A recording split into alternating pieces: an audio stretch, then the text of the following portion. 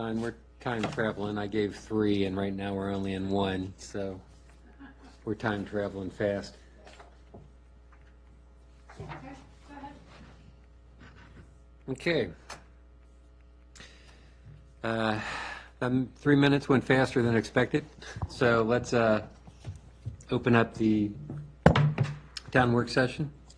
I guess, let me find my agenda here. Okay, call to order, roll call, please. Yanni, Here. Casanello, Present. Pater, Here. Larson, Here. Schneider, Ramirez, Here. Gallagher. Here. Okay, start off on the agenda items. First one up is proposal for the Eagle Scout project. Yes, Colin? so Mayor and Okay. Council, tonight we have with us, I guess, prospective Eagle Scout, Colin Gallagher, and he's going to give a presentation to the town council of what he would like for his proposed Eagle Scout project here within the town of Haymarket. So I want to call him up to the podium to give his presentation. Quick question. Yes. Oh, please come up. So the presentation that was passed out. Please refer to the one that was passed out. Okay. Yes.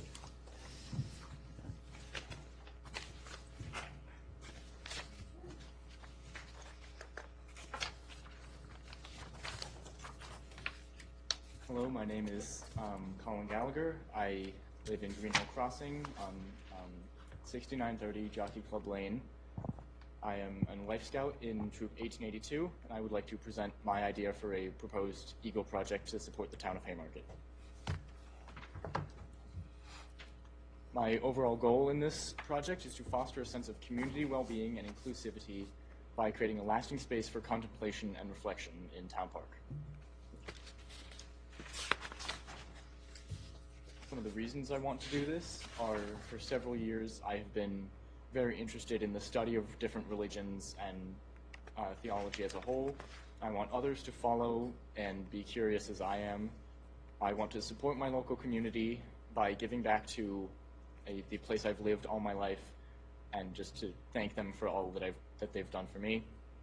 I was also given this idea last year when I was doing a school project where we were asked the hypothetical question of, if we could change anything in our community, what would we change and why? And I came up with this idea.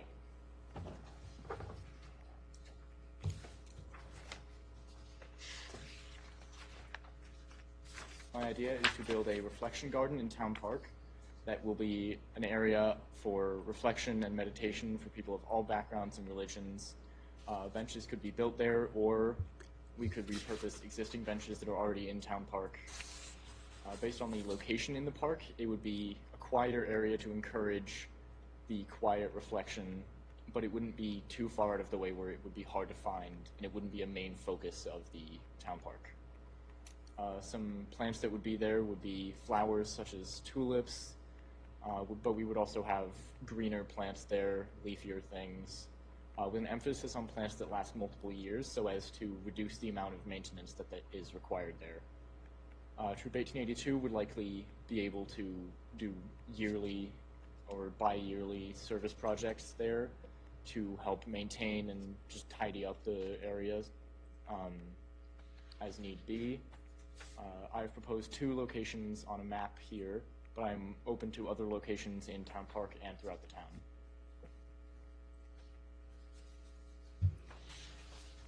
And then here is a rough draft of what the area could look like with benches around it and a mulch or gravel bed with flowers in the middle and different religious symbols from all different religions scattered around to not exclude any specific religion.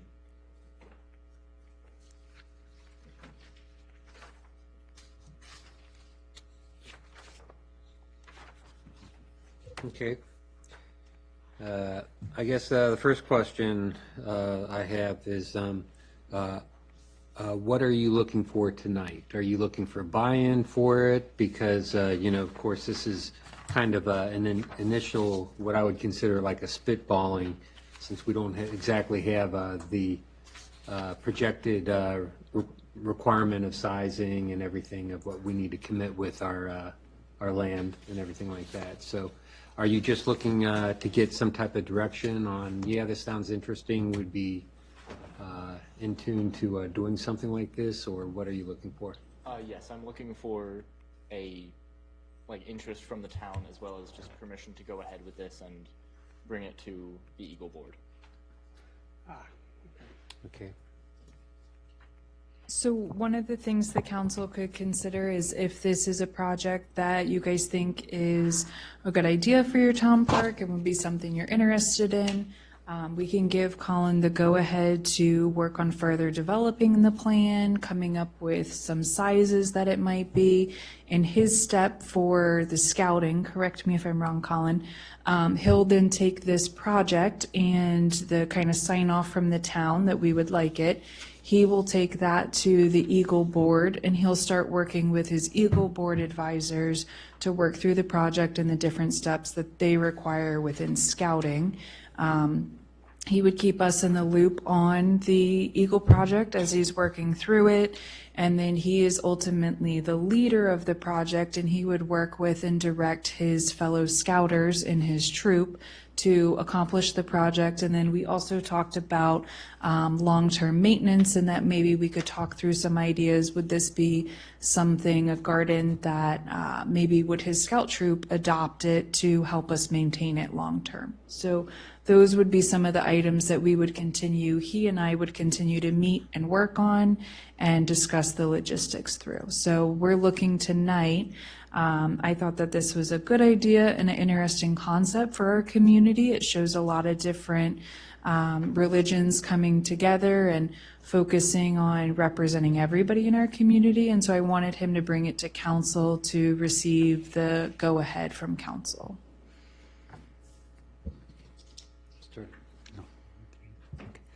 Hey, Colin. Hi. Thanks for coming before us today to share your passion in this project here. Would it be okay with you to go ahead with this project without any ties to religion? My preference would be for the ties to religion, but if it is not within the council's interests, I'm okay with changing that. Okay, if it was just a reflection garden without being tied to religion, you'll be okay with it? Yes. Okay, all right, thank you. Tracy Lynn? So Colin, thank you very much for being here. I think the idea is very good. I like the way that it is showing the diversity within our community. So I think it's a great idea. Thank you. Mary? Hi, Colin. I wanted to ask kind of, maybe if you don't mind, sharing what your perspective was when you wrote your paper for, like, that inspired this. It asked what you would like to see changed here and why. And maybe your reason why is a really good reason why the religious pieces are important. I have seen a lot of very large diversity between all the different religions in this town. However, I don't see that reflected very well. There are several churches within Haymarket and the surrounding area, but there aren't many other places of worship for other religions, such as Islam, Judaism, and other religions that are less represented. And so you felt called to, like, represent this in this effort. Yes, I did. I think that's nice. I appreciate you sharing that. Thank you. Yeah, and Colin, if you're curious in terms of why I asked that question, right?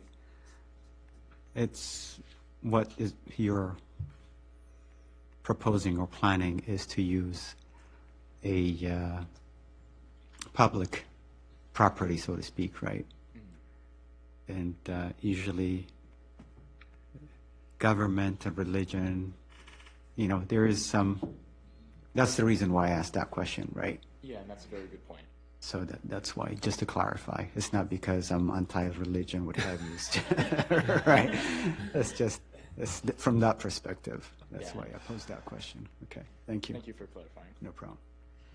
You want to go? You want to go? Or you want me to go? I'll let you go. Okay. Hey, Colin. Nice to meet you. Nice to meet you. And you did a good job with the presentation. Really appreciate it. I did have one question for you. Well, the town manager covered it essentially, but how do you envision the size of this being? How many square feet? Have you any thoughts on that?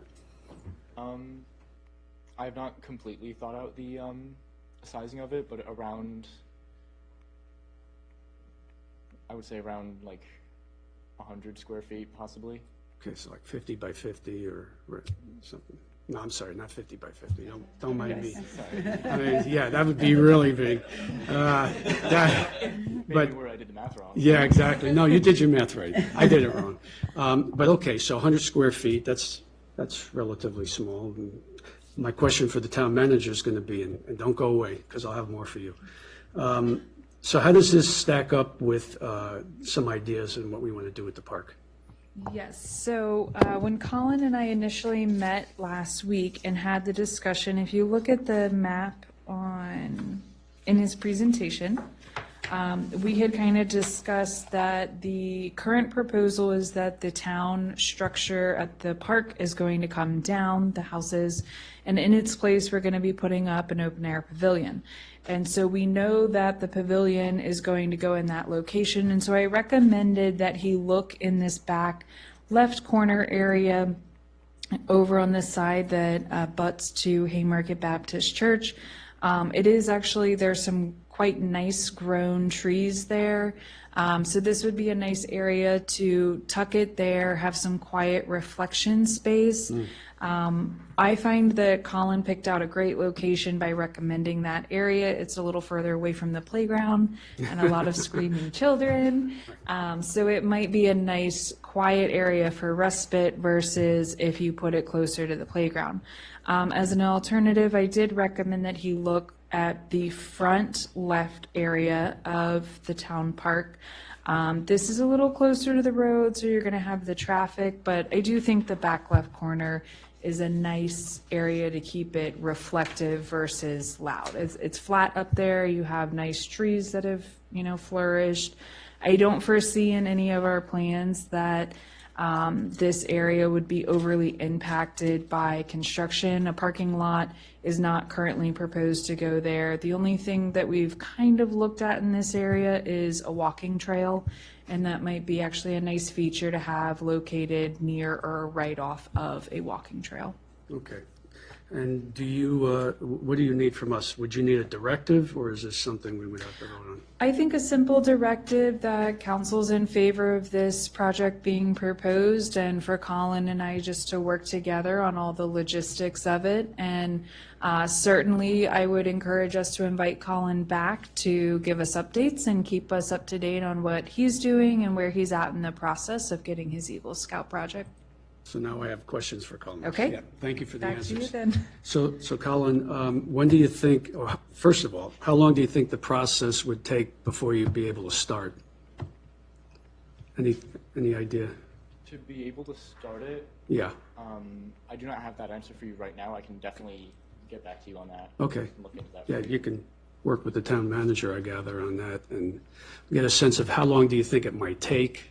Did you say earlier that you would provide the materials and the labor to do all the work? Yes, I will be running fundraisers within Troop 1882 to raise funds for this and to acquire all the materials for it. Excellent. Okay, great. And I think I also heard you say that on the maintenance side, you would consider doing like a twice-a-year maintenance project for the troop? Yes, I have not confirmed that with the troop yet, but they're always looking for projects to do, so I'm sure that they will gladly do this. Okay. Well, As the troop's chartered organization representative, I can tell you they will do it. yeah. Well, And I would maybe add, you have a lot of scout troops in the area who would also maybe be interested in helping you. Yes. I mean, I love the idea of a I guess, a reflection garden. I understand where my colleague is going with the symbolisms, right? Because, I mean, you don't want to exclude anybody either, too, if you were going to do something like that. So from my perspective, I agree with the councilman that it might be nice just to have a reflection garden, and maybe you can consider another avenue for more ecumenical kind of stuff that you have clearly you have an interest in doing. Yes. Lord knows we need it. And I thank you for that. So those are my only questions. Okay. Anybody else? Raise your hand. Okay. Yeah, my only concern is we haven't really figured out what we want to do with the park yet. I know I gave the manager a concept with a presentation that kind of had a meandering path that went around it with a modular and identify modular areas within the park in which we can come up with different concepts. My concept for, should we say, the reflection was more of like a gazebo where, you know, you could kind of sit in there and just kind of look at the atmosphere and the trees and stuff. So, you know, if something ends up developing in which that space is kind of becomes, you know, what kind of legacy are you looking for, should I say, for this piece? If we got to make a decision on whether we're going to move forward with something else, are you looking at least trying to keep this up for 3 years, or? Yes, I am. I would love this to be just like a possibly even a permanent part of Town Park. So, yeah. Yep. And Emily, I didn't know if you were ever going to present that concept that I put together for you or not, but that is kind of what you need to be aware of when you start to work with Colin on this. I know we'll definitely talk about the park this evening and affirming what elements the town wants to see. Okay. So I guess what we're going to do is say, sounds great. If there's no objections, we'll give the town manager a directive to work with Colin and move this concept further for approval.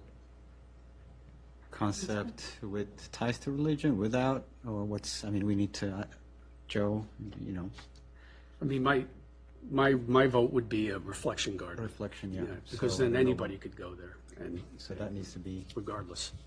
clarified in terms of directive to. I have a clarifying question for Colin. Colin, outside of direct symbolism of, things like the Star of David for Judaism, for a cross for Christianity, are there certain plants that could go in that might be more representative of those religions that could be utilized instead? Okay. I have not currently looked into doing symbolism through plants. I can definitely look into that and work on that. Yep. Just plants, not plants in the shape of any. Right.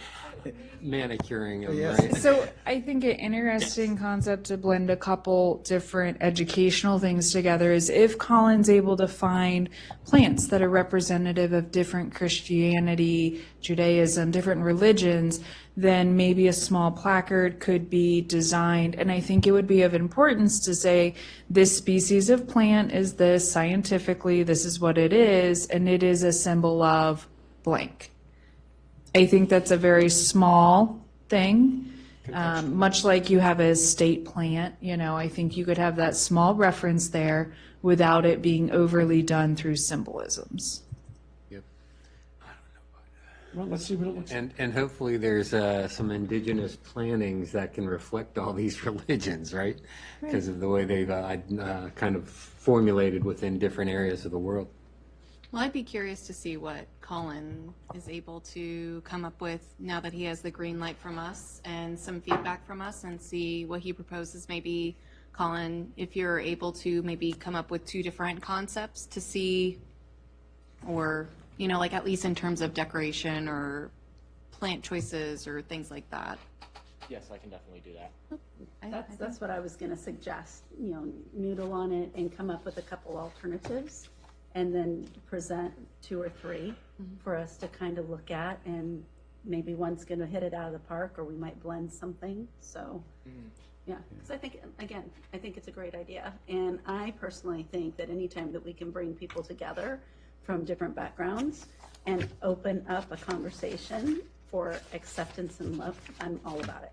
Yes, and that was the goal of this project, is to bring together all the different people in the town. And Colin, maybe also look into just using simple QR code, right? Yeah, that's, Yeah. Just a QR code. That's a great idea, thank you. No problem. you know, I wouldn't, if I may, I wouldn't be opposed to contacting some of the folks that have done our invocations and have them come for some kind of a ceremony for the Reflection Garden. That might be, you know, acceptable. I mean, we have many faith-based institutions that come here that do the invocation, and maybe that would be something we could look at. Yeah, that's a wonderful idea, thank you. So, Thank you, Colin. Thank you. You did awesome. Thank you, sir. good job. So, no objections as directed? Town manager?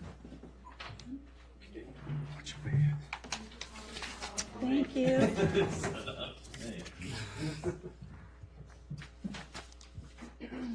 Okay, next agenda item, financial report, monthly financial report.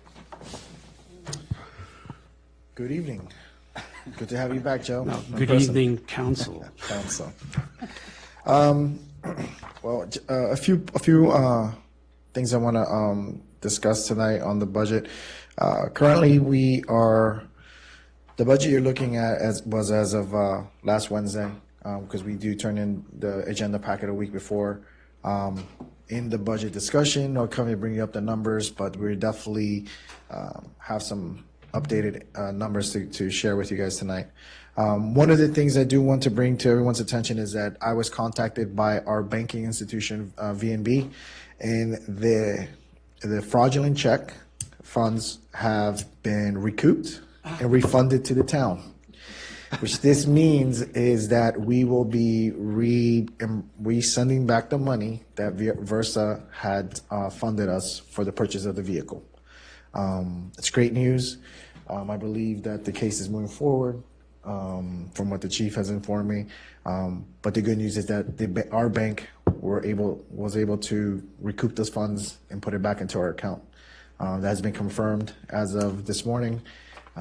So we have obviously have contacted Versa, and we are going to get in the process of sending that monies back to them.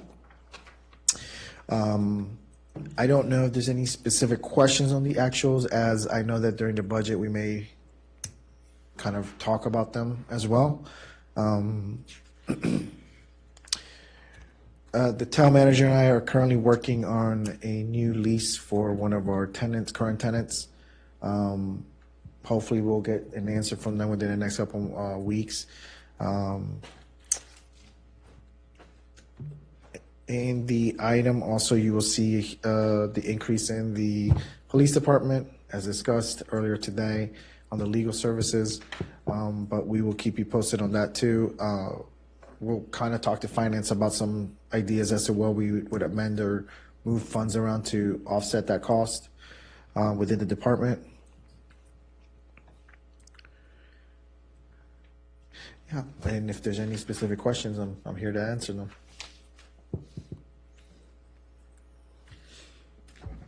I mean, I think it can wait maybe until the time we discuss the budget, but the capital improvement funds expense, right? I'm trying to understand how that's calculated.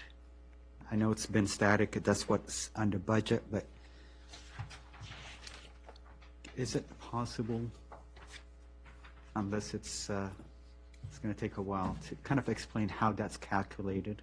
How do we arrive at the 326,332? In simple terms, it's so with the government, with the budgets, how they work is that every year we always maintain a working budget moving forward. Either we decrease it, increase it, reallocate funds. It's never a budget that starts with zero. It kind of works off from the prior budget. What usually tends to happen is that any additional surplus funds we do place in there.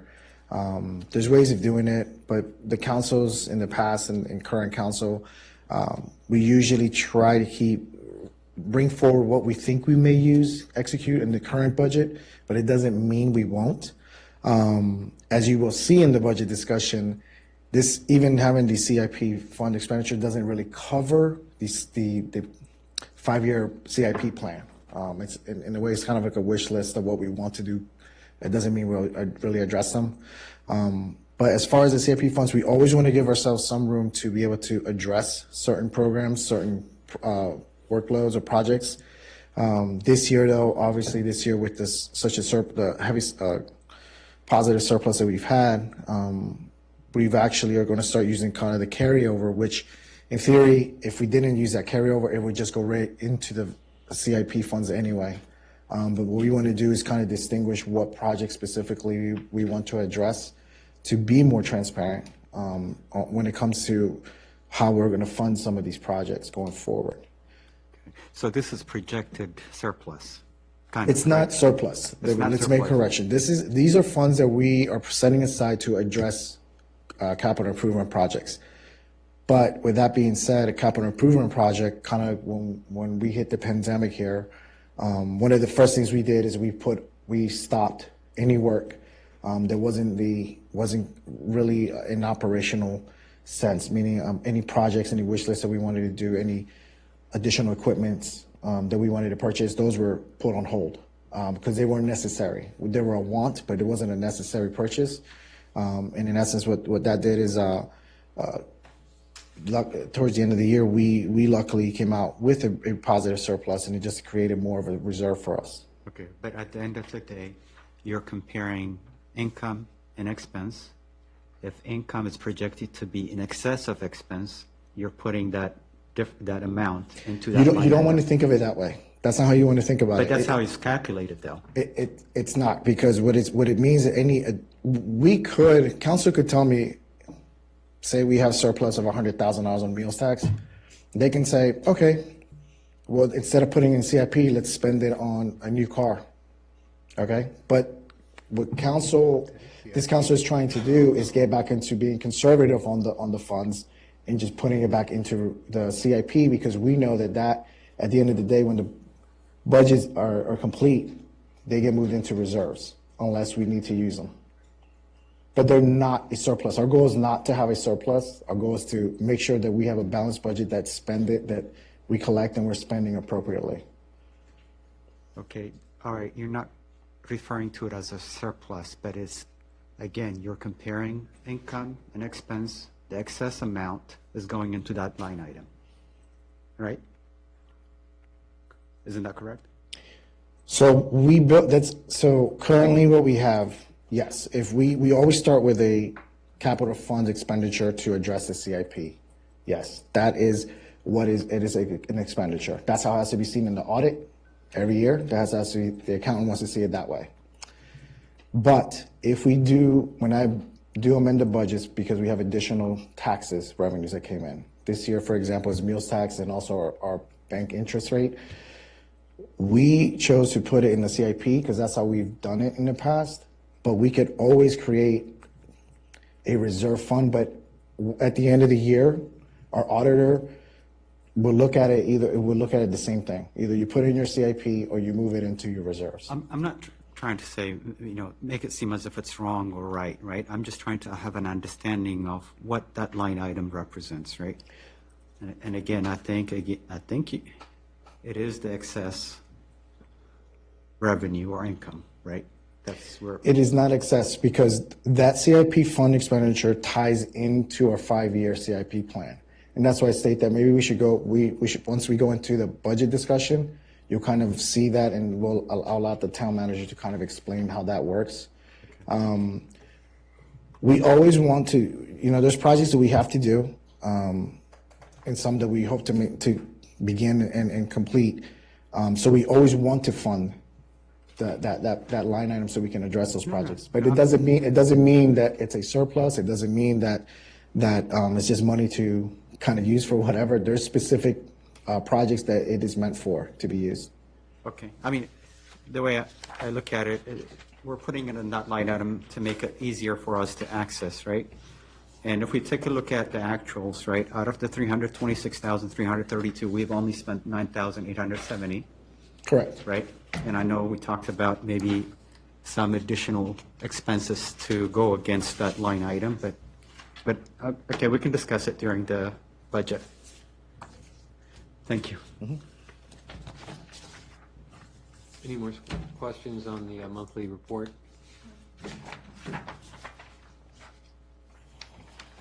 Okay. Then we'll move on. I guess resolution 2024-002.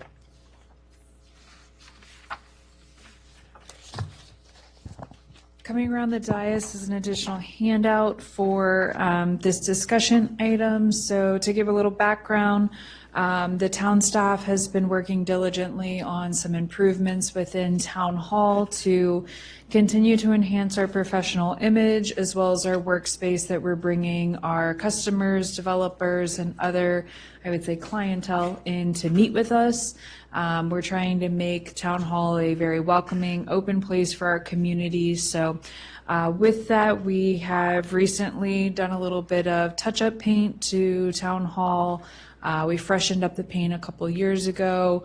We've recently installed a security door to improve the safety and security of our town staff. This will go into full effect soon once we get the last security measure installed. And then we have also discussed the town hall flooring that'll stretch over into the police department. With that, we also had an expansion of staff and we need an additional workspace. We have evaluated our current workspaces, all of our offices. We, if you noticed, closed in the diagonal wall and window that used to be here that serviced our community. This has allowed us to create a little bit of additional square footage in that front office to put a proper desk in for our maintenance coordinator. Since we will be needing to order a new desk and appropriate furniture for him, we would like to go ahead and make the transition so that everybody has matching furniture. I have worked with Vice Mayor on her recommendations to bring everything together in an interior design manner.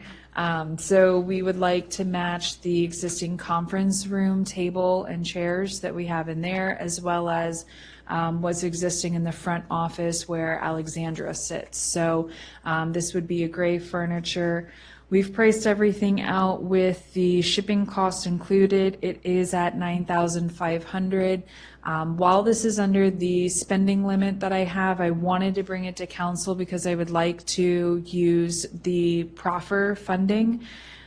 We've received administrative proffers from the Robinson Village project that was done by Van Meter, as well as the Crossroads Pulte project. If you flip over to the back of the handout I gave you, you will see the total proffer amount that we have remaining is $15,746, and I would like to utilize roughly $9,500 for this furniture expenditure.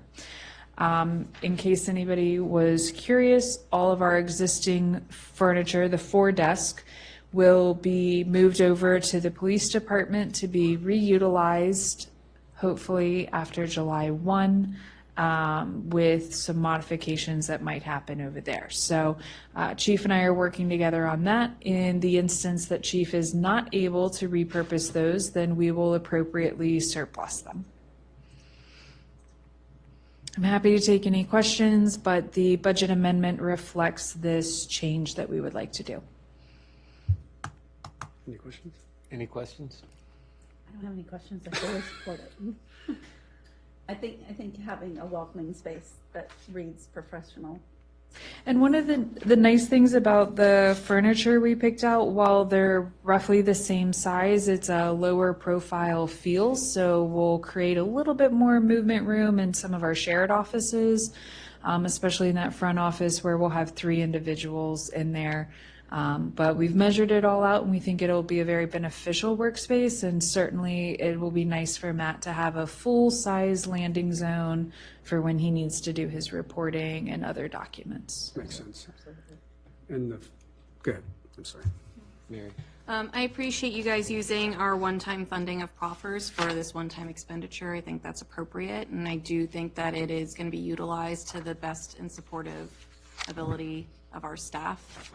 We have grown for good reason, and I think it's good to make use of our space the best way that we can. So I think it's great. Thank you. All I was going to say, Mr. Mayor, is that we discussed this, the finance liaisons, so I just want to make sure we're simpatico on this, and it's coming from the proper funding source. That's right. And of course, like Mary said, it's a one-time expense. It's not a sustainable expense. So I think it's spent appropriately. Okay, with that, I'd like to make a motion. Or no, we can't. We wait till next week. If we can knock it off next week's agenda, Yes. let's do a directive or a motion appropriately. Well, it is an expenditure. Directive to move the money. If it's within her. I was just going to say. Yeah, I was going to say, directive of move the money and, 1 second. Well, Maybe we'll do it. Packet, 'cause that's. yeah. no. Yes. Yeah, Would you like, can we do that tonight so that we can move I am forward? very amenable with it if council Okay. is. Is it agreeable to council to make a motion tonight?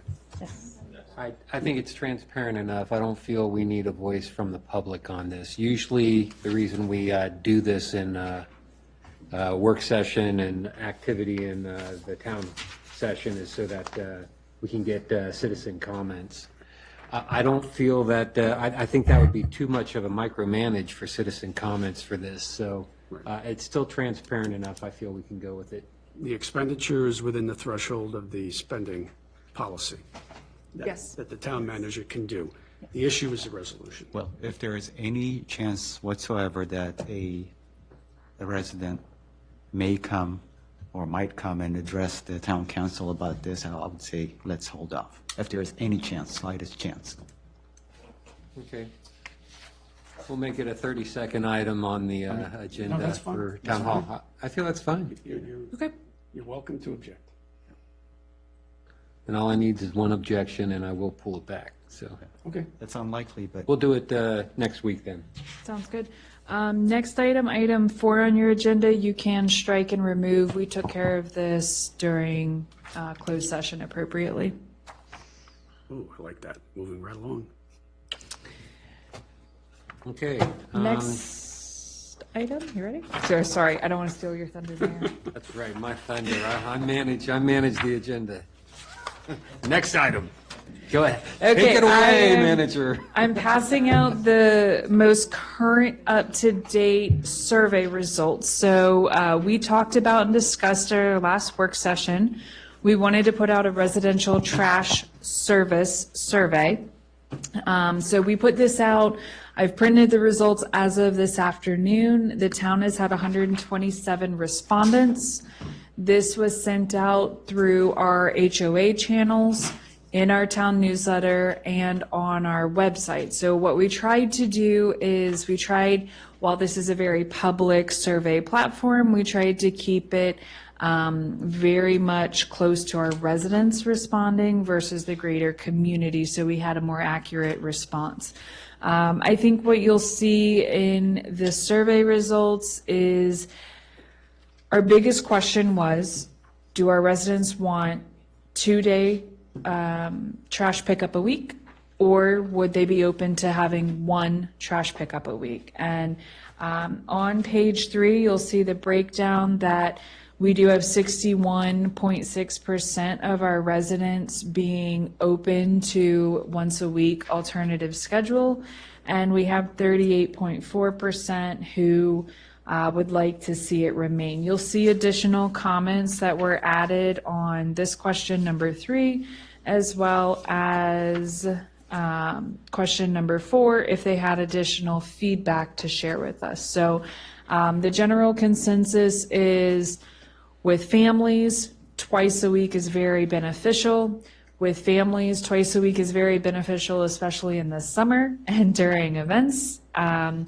Based on where people store their trash cans in the summer months, there is some concern for animal activity or hot, stinky trash pestering other neighbors. You did get a lot of feedback that their trash bins were damaged and that they're frustrated with that. They want to have replaced trash toters but certainly that comes at an expense. We've also had some direct feedback on question 4 regarding the current company. You do have some residents who wrote out some of their experiences that they had, as well as some who said they're very happy. So it certainly runs a wide spectrum. I am happy to continue discussing this next week at our Monday night meeting. If you guys have any questions for me tonight, or if you guys want to have any discussion tonight, let's certainly do it. But feel free to take your time and review for next week as well, if you'd like.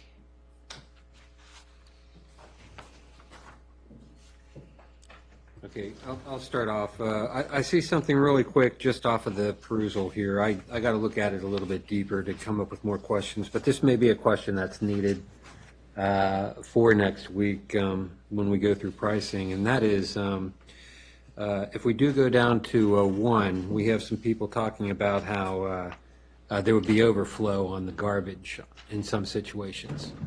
If that's the case, are they going to pick up this overflow? Because I know on the present contract, if it's not in the can, they don't want it as of COVID. Well, that's a good question to ask for clarification. Yeah, because they come by with the trucks that automatically pick it up, they don't get out. Yeah, so that may be something, is if there's overflow and we do go down to 1, is it going to get picked up, or is it going to sit in somebody's yard until the next week because they can't fit it into the can? I'll ask.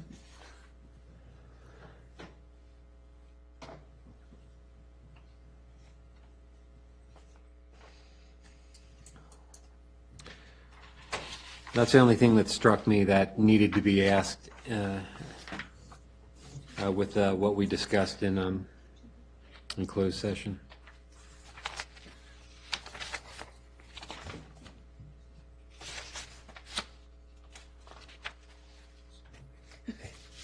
Oh, I love the emoji. Please keep placing your face. Are there any real immediate questions, or do you guys want to dive into this on your own time and come back next week when it's presented? I'd like some time to digest this, personally. Same. Alex, you have anything? I don't need time to digest this, as I have already made my decision, so. 'Cause I don't want to take away any of the benefits or services from the citizens. Okay. That's my point of view. And if nothing else, we should be giving them more, like tax relief. You know, I think, well, sorry. I was just, if you're going to respond on that, go ahead. I'll wait. No, it was going to be indirectly, no. Oh, indirect, okay. I mean, just looking at the first page, I'm a little surprised that most people use the Thursday rather than the Monday. You would think over the weekend, you know, parties and gatherings and what have you. It's just surprising to me, that's all. That was my only observation. Page 1. That's because of recycles. We're a quiet community. That was because of recycles, Joe. I mean, everyone's going to put them out for recycles. Yeah. Just, So that's why they put them out on Thursday. I don't know. I think, That's- I would like the time to digest this fully, but I would agree with my colleague a little bit that I want to emphasize that statement, I don't like taking services away from our residents. When I look at the comments quickly, I've only had a couple minutes, it seems like some people said, if you go to once, I'm fine with it. And it was kind of like that, that's fine. And the people who went twice a week kind of came and commented a little bit more thoroughly with, we have 5 kids, or, the trash will pile up. The comments seemed to be more substantial. Didn't seem like the people who were saying once a week were just saying, yes, just once a week is fine. A quick glance says it's a little bit more of, let's keep things the way they are and keep the services the same for our residents. So I think I'm tipping where I'm leaning towards. Like this one comment. I have kids that generate lots of trash. And sometimes we miss one day, so having a second trash day is really useful. Just open the page. That could have been any of us, probably. Yeah, exactly. Well, I mean, The difficulty we have here is making the decision. I think if I go back to Councilmember Bianet's comments, you know, I don't want to take services, but I want lower taxes. You got to find the balance on that one because we're all of a sudden looking at another $60,000 to keep the service that we have. So We'll be okay based on projected revenue, right? We'll be okay. just a comment, just a comment out there, okay? It's a fair point. Yeah. Very I mean, fair point. like I indicated, personally, my household, once a week is sufficient, but Marchand, last time, during last meeting, he pointed out something that I never thought about, you know, townhouses, you know, people have different needs, right? Yep. So we need to put that, you know, keep that in perspective in mind, so. Okay, so on that note, are we done? We want to digest this and come back with comments next week? Okay, Okay, then we'll move forward. Snow removal policy. Okay, so in the agenda, since it's been a little bit since we discussed our initial snow removal discussion, I included the original memo that went out to council. And then I've kind of worked on just some very simple language for the ordinance on what our triggers would be and the removal of snow. So I've divided it into two sections here. We're on the bottom of page, packet page 18. So the first section of the proposed draft language would be strictly for Washington Street sidewalks and the town-owned sidewalks. So aside from Washington Street, this would include the shared use path. And I put in here a very similar standard to what you see in surrounding jurisdictions. But it would be the same standard that we would hold for our residents with sidewalks out front of their residential properties. So once the snow has ceased falling, or within 24 hours or after it has ceased falling, or within 48 hours after it has ceased falling for accumulations of more than 6 inches, we would have the snow cleared from these pathways. If there is ice, we certainly would take care of it in the same manner. The town manager is able to modify or extend the period of time based on if it's a declaration of a snow emergency, total accumulation, what the temperatures are, and other relevant weather conditions. So again, relatively simple, tried not to overcomplicate it. The same language is then included for our sidewalks generally with residents on packet page 19. And this would be, again, all of those not on Washington Street. Most of these are done by our HOAs, but this would be Jefferson Street, Fayette Street, Madison, if there's a sidewalk on Madison, Hunting Path, Green Hill, all of your neighborhoods. With this, I will say, the one thing that's not in here in great detail that I will work with our attorneys on is, I mean, we have the fees and the charges and how we would go about, you know, administering them. But if there's any additional statements on monitoring, I don't think there's an appeal process for it. But, you know, we'll go through some of those items as well. I have a question. Is it appropriate in the ordinances to have a map included, or would that be just for your policy? You know, I was thinking about that, and I think it's most appropriate to just include it in our policy. Other places in our ordinance where we do have a map is like our sign district. We could certainly include one if you think that would be of benefit. I think it might. It would be very clear as to what the responsibilities are, Okay, instead of debating it with people. we can have a visual. I mean, I think this looks pretty good myself, personally. So am I reading this right on packet page 19? So there's a condition here or for self-help at the end?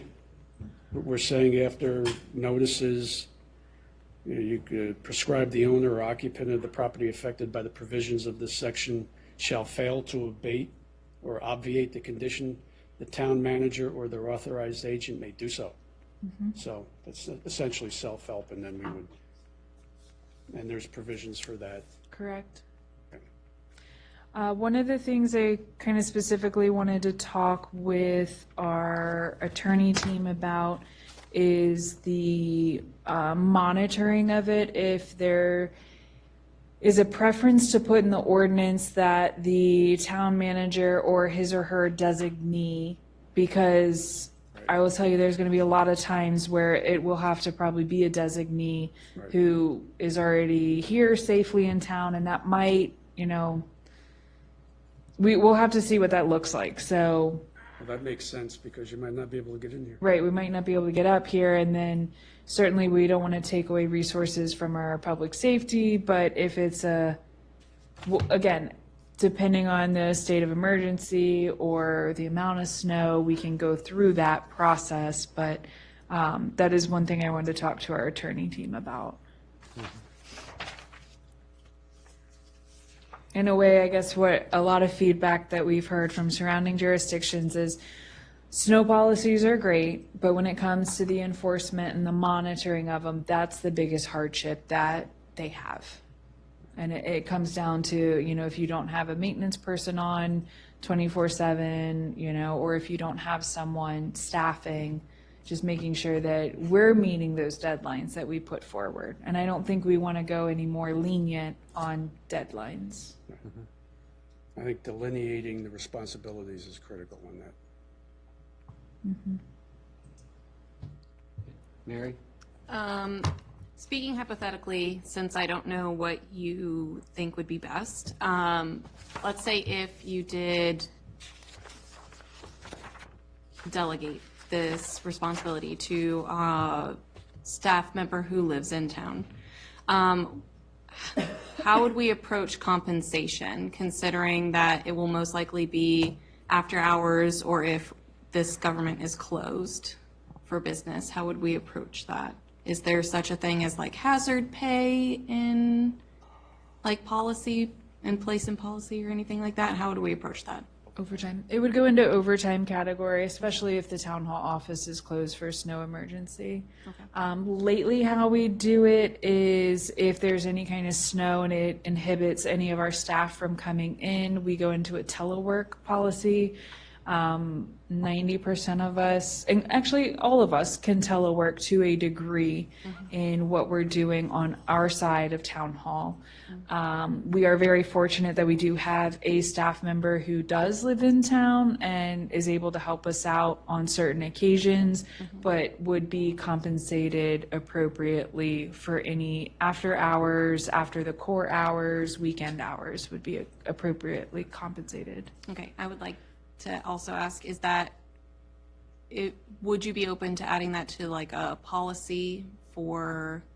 I think that would fall more under internal policy within our handbook, our personnel manual. Okay. I think it adequately covers that. Okay, I just want to make sure everyone's covered in that sense and that that's thought through, because I imagine if it's hazardous enough for our staff not to be present in the building, that it might be hazardous for an employee to be out operating under the requirement or the needs of the town. So just throwing it out there for you to decide and present to us when you're prepared. Okay. So from a budget perspective, Roberto, this next year's proposed budget, we've been talking about increasing that OT line item, I guess, for events and things like that. So do we need to take that into account, beefing that up for those potential situations where somebody would be outside the normal working hours? So I think it's one of those things we just need to keep an eye on, because I believe our event coordinator is actually exempt. So the need for that overtime line item would really rely as if she were to be out, our deputy clerk, Alexander, usually steps in that situation, which she's at an hourly. And then the only person would be the maintenance coordinator. That is something that we could closely watch as we go. As you know, when it comes to those emergencies, snow, it could vary every year. Right. So we can keep an eye on it. with the town manager and I, and obviously with the finance liaisons. Okay. I think what's in there though is sufficient for now. Just to have it as a starting point. And as you know, my opinion on overtime for events and stuff like that, it should be built into the cost of the event and should be tracked that way. So yeah, overtime shouldn't really be affected by any increased overtime required for that event, right?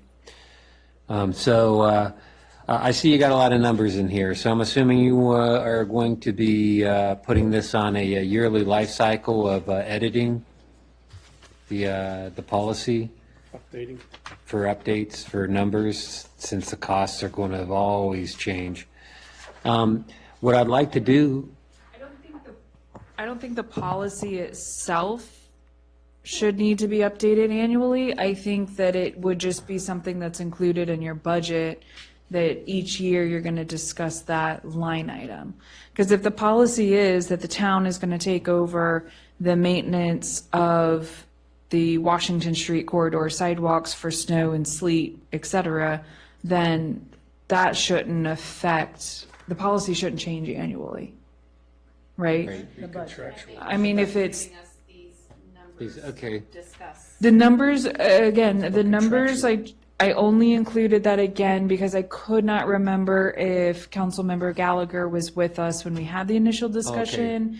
So that was more a refresh of, so they're not this is built what it into the was. policy then? No, that was just to get us a rough estimate of what we think it would be per event, so that you guys could be prepared to say, okay, every budget from here out, we need to carry X amount of money in this Great. line item. And that's what I want to address here. You do have a recommendation of 10 grand. Yes. Like I said, numbers change. I would like you to say to cover a minimum of, how many snow events? And then that costing can be adjusted per our budget line items, and you're not ending up changing this because we've overshot it, because it's going to cost us 15 to keep that minimum down, right? Or because the minimum is now $15,000 event. I think this should just be a policy, and we're going to start with 10,000. We address it how it comes Okay. out the following year. We may keep it 10,000. We've had with a prior administration, we kept a certain amount there. There was 2 years that nothing happened, and they chose to reduce it. But at the same time, if the need to increase it happens, I guess the main thing would make the change on that is just the trend and also the policy there. Yeah. Well, I mean, recommendations in a policy, I think are I think it should be stated solidly, right? Policy, we will fund a minimum amount of snow events. So if it's like, we're going to say 8 and it's going to be 3,000 a time, that's $24,000. We've already overshot the 10, but we've built into it that we will estimate every year in our budget items to cover 8 snow events, right? So I think my question back would be, do we have enough historical weather data to say that we have a minimum number of snow events that trigger this? Because what Roberto and I have done in coming up with this 10 grand number is we've analyzed the last probably 5 or 6 years of snow events and what was triggered for our parking lot, what triggered a closure in the office that we couldn't come in, or what triggered us needing in the last 2 years, we've been more proactive in sidewalk maintenance, what triggered those events. And so what we were finding is that we certainly didn't spend up to the $10,000 mark. We were closer to about 3 events a year. I would be very hesitant to say that at a minimum, we always have to fund 3 a year, because if you get to a point with climate change and everything that's happening, currently, sorry, I used the double C phrase there, but with the trends that are going in weather, none of us are professional meteorologists, and I don't think we can make those calls. We do our budget in springtime, and I mean, we have to hope for the best. We have to hope that we know what we're hearing is an accurate projection for what's to come for that upcoming winter season. Is the Farmer's Almanac still valid? I don't know that it is. This past year, it said we were going to get hit with a lot of snowstorms, and we didn't see that happen. Right. So I think that our weather patterns are changing locally, and I don't think we should wrap into a policy a minimum number of snow events or a minimum amount budgeted, because I think you'll find that we're going to keep having to change that policy annually.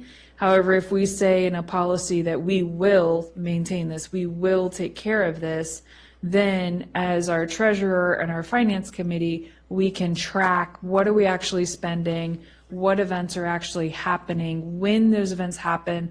Are you working proactively with your staff to treat these sidewalks, or are you hiring everything out? Where's your money being spent? Right. That's my I was thought. just trying to write in there without putting a figure, locking in that we will make sure that we cover what's required every year. But Well, and I think that's what your ordinance does, because your ordinance is going into your town code, and it states right here that we, the town of Haymarket, it is our duty to do this on Washington Street. So if we're not upholding our ordinance, I mean, your residents are going to come speak out. They already do, and it's Already not have, written in yeah. your ordinance. So I think your ordinance being in the town code, being voted in, that is what's going to hold any council from here further, hold their feet to the fire to do it, and they will have to go through a ordinance modification, alert the public through public hearing, public notices to change that. It's not going to just get wiped off come January 1. Go ahead there, Well, I was Vice. just gonna say, I'll if it wait needs for to be you. done, we're gonna do it. So, Mm-hmm. putting numbers on it. I just want to lock an amount in. But go ahead. Well, I mean, we can come up with a projection based on certain assumptions, right? Yeah. Past data, whatever. These numbers are more they're essentially contractual, and that's going to change. Yes. And that would impact the budget. But when it comes to the budget line item, what do we do during the year anyway? We make amendments, right? And we make adjustments as needed. So that's the type of things that what Roberto was talking about is monitoring it. That's what we're going to be doing, or that's what you'll be doing in the future. I mean, we might get to a point where we get, 20 feet of snow every year. I don't see it happening, but at that point, you might say we need a second maintenance person, a snow blower, a snow plow, and then we're really talking about a budget change. Wait a But minute. again, that comes back to the monitoring. I don't think we're New England. We're not going to get that. We'll be lucky if we get 2 I inches know this of was snow. a little bit of hyperbole.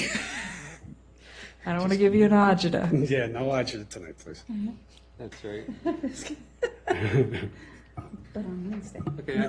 Any other questions on the snow policy? If there are not, I'm going to go ahead and give this draft ordinance language to our attorney team, ask them the few questions I have, and work on bringing back their finalized draft at the May work session meeting at the end of May.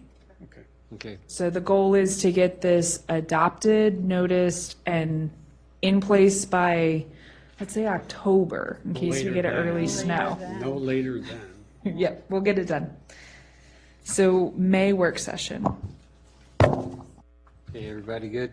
Very good, Ken. Okay. We'll move on then, the budget work session.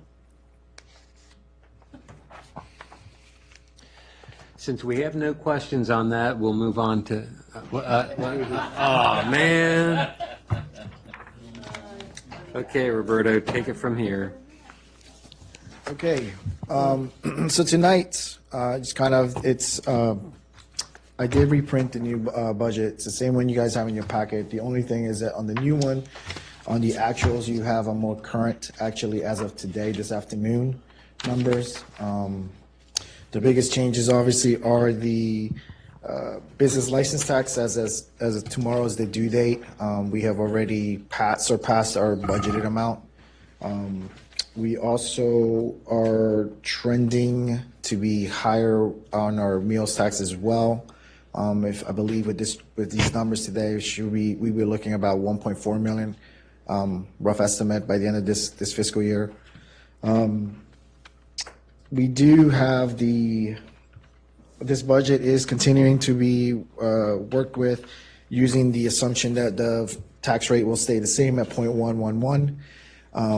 I also included a second page kind of showing you scenarios on what it will look like, keeping the current rate. Also, as Councilman Pasanel wanted to see what it would look like at an equalized plus inflation of 3%. And on the second page, you would see a scenario of what an average single-family home tax bill will look like and how it kind of will be dispersed among the expenditures versus an average townhome. These numbers do exclude the newer homes, as their assessments would throw it way off because they have not been here yet, and there's still only mainly a lot of land taxes on them. I know Chief is here too to make those discussions as well, to bring up any discussions on his police department. We will have a public hearing on Monday when it comes to the real estate. Obviously, I think I've made it known that my recommendation is to keep it at 0.111. We have expenditures that are going to be needed to address. And obviously with a conversation on the trash service, that is something that will only keep increasing. So it's something to keep in mind. Yeah, I don't know if there's any specific questions. I know Councilman Bayyana might want to talk on some of the stuff, so start with you if you want. Sure. So regarding the tax, the real estate tax rate, if we were to go with the equalizer option, that means we would basically, our income will be less by 44,555, correct? Mm-hmm. Okay. Now I'm going back to the line item that we were talking about earlier, okay, which is capital improvements funds expense. I see that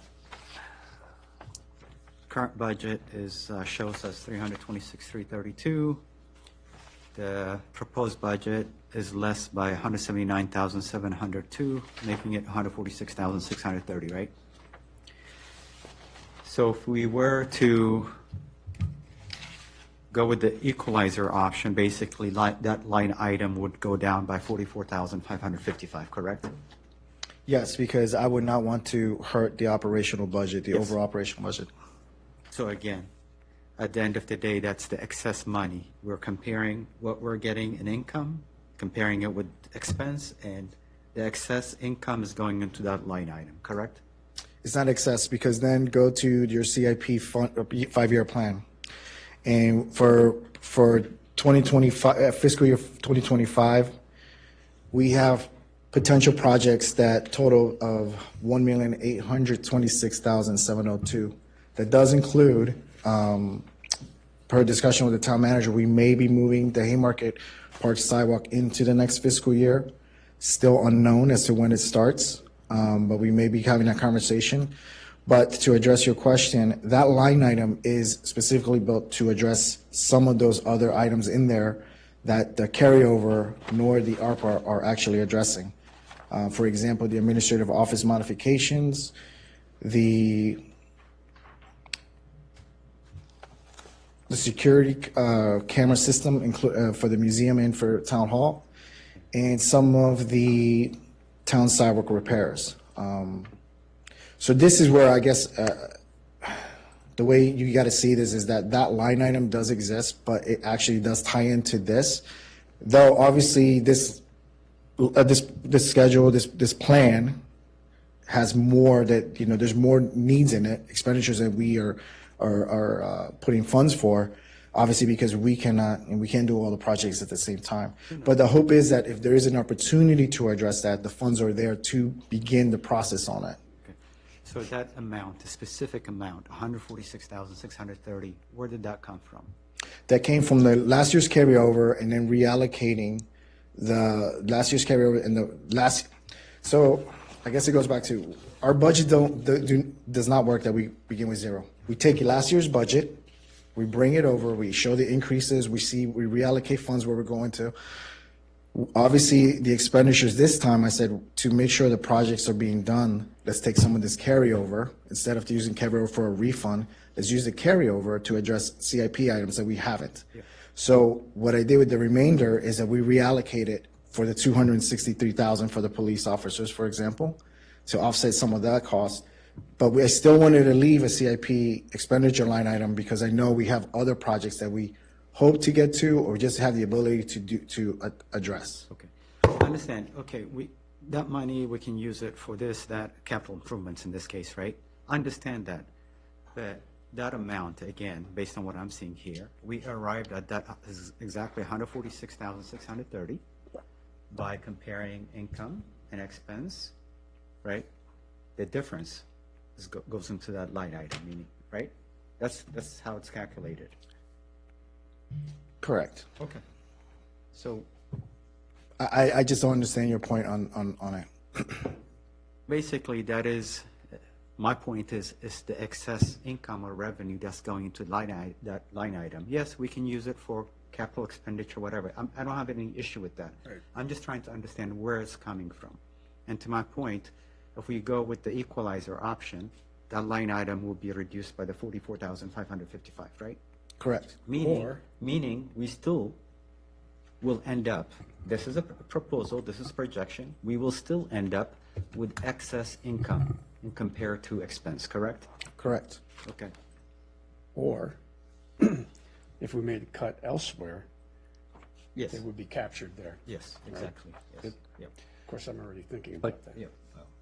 But truly, I wouldn't consider these excess incomes because I'll tell you what, the life cycle of our sidewalks need to be built into the CIP, which I don't think it's really built into yet. I don't think we have a good capture of our assets so that we can actually virtualize pots of money for each asset in their life cycle in which we could show that this isn't excess money. It's got to plan and prepare all that stuff later on. There are surpluses covering the sidewalk repairs. Exactly, repairs, but, you do have replacements, just like you do with the roofing of all the buildings, and all these are big hits all of a sudden. If we do realize this over time, understand the life cycle of the replacement of the roof, the expense of the roof, and we build in, out of that $140,000, we have, 5,000 going to the roof fund every year, so that it's built up to cover the $100,000 replacement of the roofs of all our buildings. I mean, so it's not excess money. I mean, it is there. It's just that it's very tough to realize where that money ends up going, right? I mean, yes, I agree. That money basically, like I said, is being put into that line item so that we can easily access it to be used for capital improvement expense. I understand that. That is correct. Right. Yep. But at the end of the day, it's a difference between income and expense. Right. Yeah. Yeah. You want me to confuse it even more? Sure, go ahead. So, question for Roberto is, if we didn't have the 55,000 and the 350,000s, what would our number be for the total proposed budget for capital improvements expense? 351, 630? It'll be a lot higher because unless you, The only point I'm trying to make is it would be 351, 630 and it'd be greater than the year previous. yeah. Yeah. Yeah, the overall budget would be 3,761,089. That's taking out the ARPA funds and the carryover surplus. So we would still carry that 146,630. Just means that then I would ask council how much of it would you want to fund for the sidewalk, the streetscape, how much you wanted to the town website if you chose not to use carryover. You have 146 to divide among those projects. Town website is being funded by ARPA. By ARPA, yeah, by saying if I'm taking everything out. And just to clarify, so the stormwater grant, we are still going to do that this year, this fiscal year? Or are we going to have to slide that over too? Let me follow up with the county and ask them if we can go ahead and make that payment before June 30th. Okay. The intention was yes. I know my good friend here It's a good advice. Basically, I started considering the potential additional income or revenue based on what's being proposed at mainly Crossroads, right? I know this is conservative. Most likely we'll end up higher than what's being proposed here, right? But I know you said that's not guaranteed, right? But most likely it's going to happen. So I do find some comfort in proposing what I'm proposing in terms of going with the equalizer option, knowing that most likely we're going to end up higher, right? And some other expenses that are being proposed, but it is, yeah, it is a good advice, and it's valid, advice. That should be based on what's known, not the unknowns. So I do agree with that. That's right. And we do have risks. I mean, we're considering an income from Taco Bell, and Taco Bell hasn't even opened yet. Yeah. Are we? I don't think we are considering this. I think that was a typo. Budgeting Yeah. for the new year. I don't think we don't took that out. include any businesses that are not. Oh, they're still in there? Yeah, it's still in the comments, though. So you did pull that out then? Strike that. Okay. So that's what I was saying, even though we never do we're that. planning conservative on our income. Right. If we do put that in, that's a risk that this income conservative is going to cover. So, Joey, you mentioned cutting cost. Where do you think we can cut cost? You want me to bring it to Monday's meeting? My only comment, my only comment to that, Councilman Mayen, and I think when we had our discussions, I had stated, but I stated publicly too, is that just remember that this town council did, when this council took over, we were at a 1.29 real estate, and we dropped it dramatically to 1.15. We've done that now, and we've been consistent, but also the reason why I have the surplus is because we haven't executed any big projects. This council has not executed any big projects. As you can see by this RFP with the sidewalk, once a project even at that scale is almost $1 million. And we're obviously the town is lucky to have the funds to do it from the ARPA to do so, but had we not had those funds, that is a need that I'm sure we would have to, go into that reserve or the savings we do have. Also, going forward, one of the things, though, the taxes do look great when it comes to the businesses, but if the economy does slow down, that is the first thing to go. So to keep reducing our real estate, which is pretty much our only guarantor for to keep going on some of the things, I'd be very wary on doing that. I've always said that publicly. Councilman Ware and I went at it last time he was here. I just wouldn't recommend that just because we have dropped it already. And compared to other jurisdictions, I'm sure you're aware, we don't really have other additional revenues that we collect from aside from the TOT, the meals, the business license. Other places have utilities tax. They have a annual vehicle registration tax and also the property tax. So we don't have other avenues if we're looking at the guarantors. One of the reasons I'm open to going with the equalizer option is I think, fortunately, we are in a good financial position, right? We are. It's a good So- problem to have. It is a good problem to have, right? So if possible, if doable, and again, I would like to see less of a tax burden on the citizens, right, if possible. Yep. In the grand scheme of things, I know 44,555 is not a whole lot. But I don't know who else is open to that idea, but Well, I got a question for the financial committee here, or financial liaisons with the discussions of this. Sustainability, you already see the projection of what we're looking at for staffing and what our future liabilities are going to be with, retirement programs and everything else. Yep. What kind of sustainability do we project? If we reduce now, is it going to hit us in the back end? I mean, if we went with equalization, I think it wouldn't be that significant with respect to legacy costs. I mean, that is an important question, because that gets bigger and bigger as you go forward, depending on your size of your staff. But you also have to consider that we've had a lot of revenue increases over the last couple of years. Now, Roberto makes a very good point. It's a fair argument to say that, you know, we haven't been doing a lot of these big projects, and we need to make sure that we're funding for that.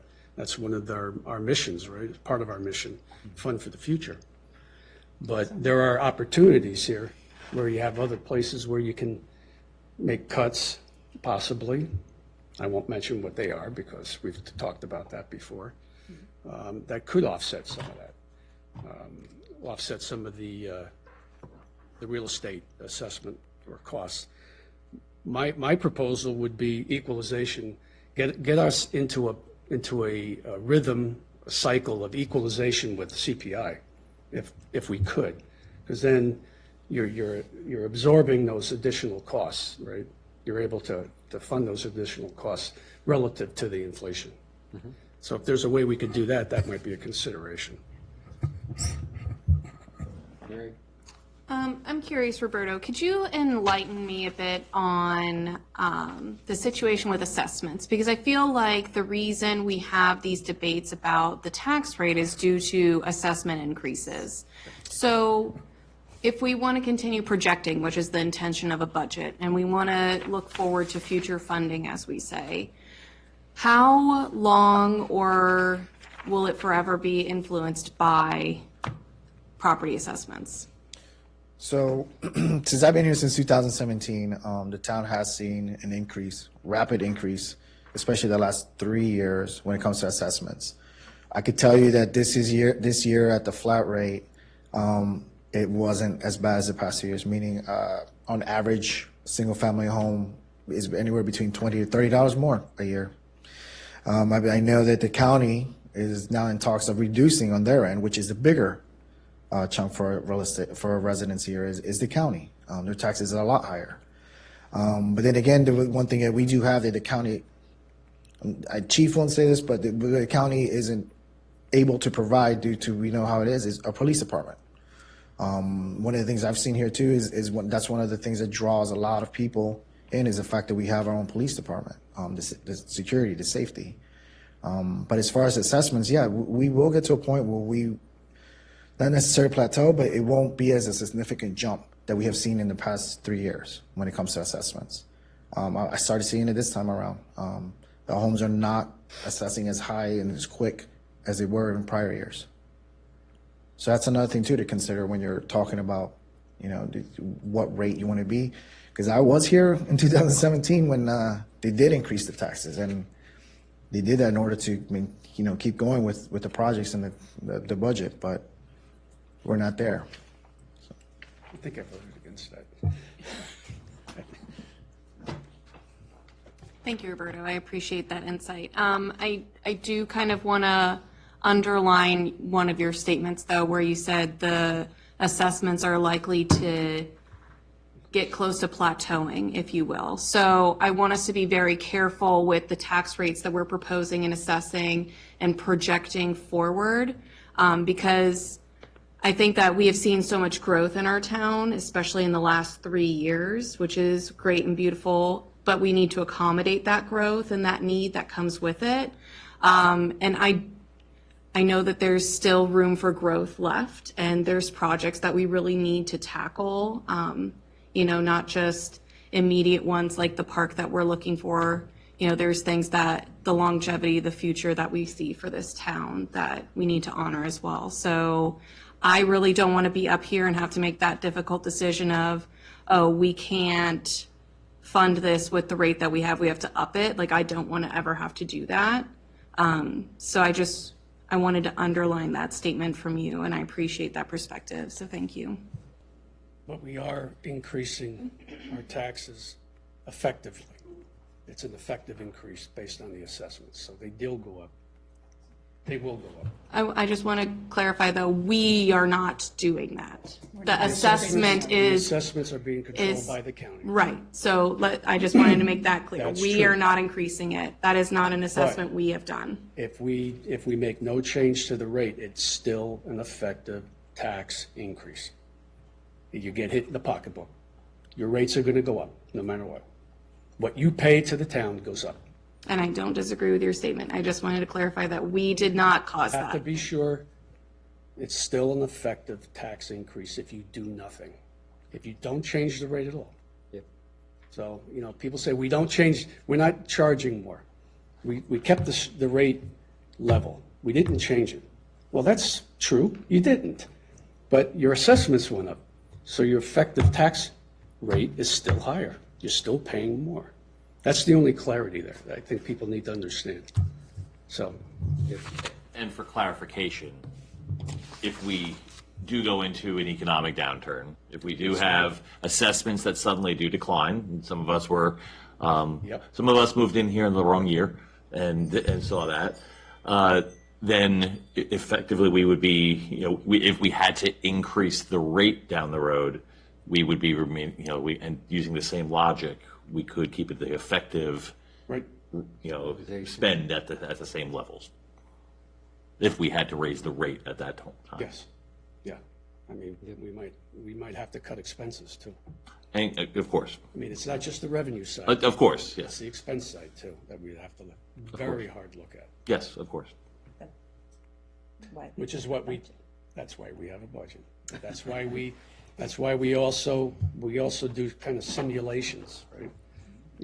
Sensitivity analysis, whatever you want to call it, based on different scenarios. So what would you do in the future? And those are the types of things we should be thinking about going forward, because nobody has a crystal ball. And Roberto, thank you very much for putting together the summary.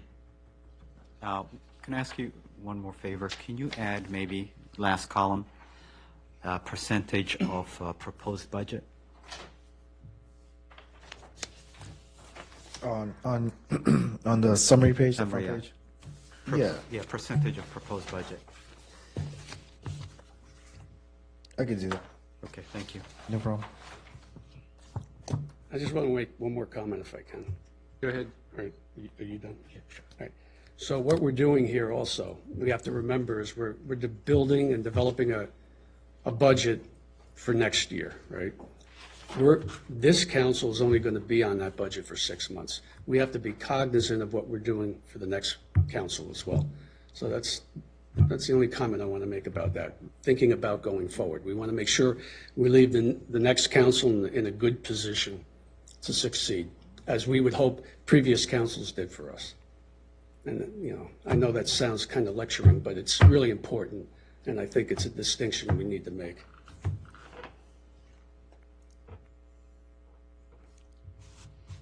And one last comment, because I'm in kind of sync with my colleague to the right here, and I get all the arguments, but when it comes down to it, I think probably you might want to make a proposal on the tax rate, and I think we should entertain that and have a vote.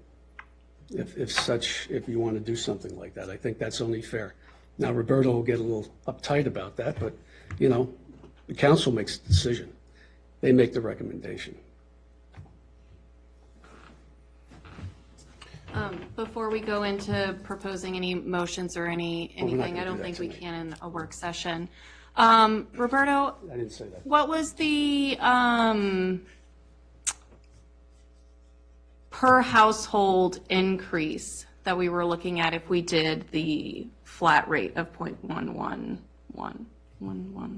Yeah. So I could come back to you guys at the public hearing next Monday, but I believe it's anywhere between, so Green Hill, the bigger single family homes, anywhere between $20 to $30 a year. Okay. And then when it comes to the townhomes, not the newer ones, but the existing ones, is between $20 to $25 more a year.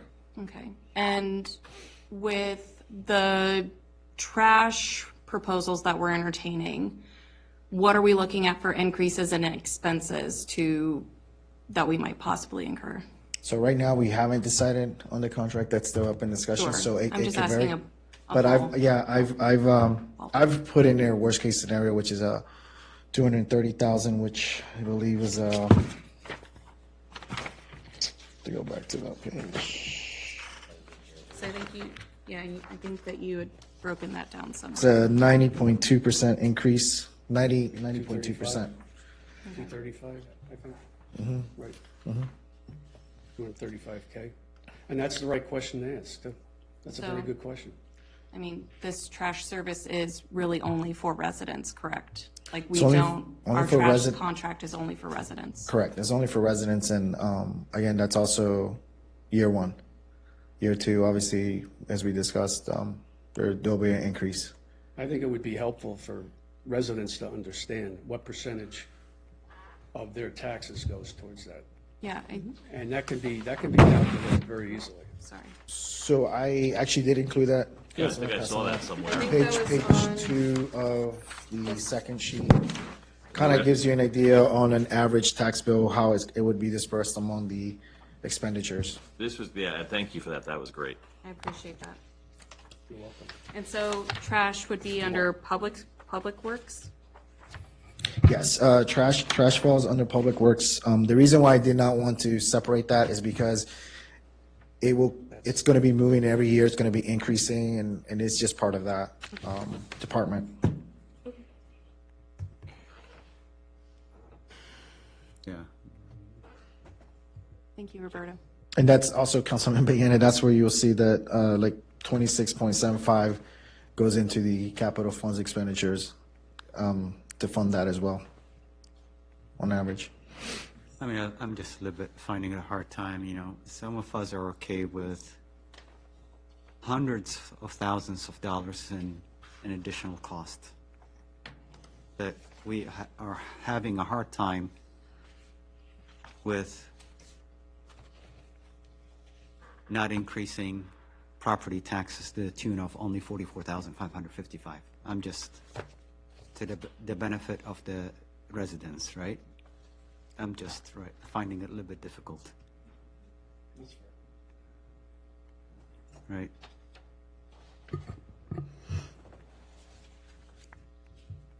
Sorry, I think I misunderstood. Did you say we wanted to increase it by 44,000? No, what I'm saying is some of us are okay with increases to the tune of hundreds of thousands of dollars On the expense side. on the expense side.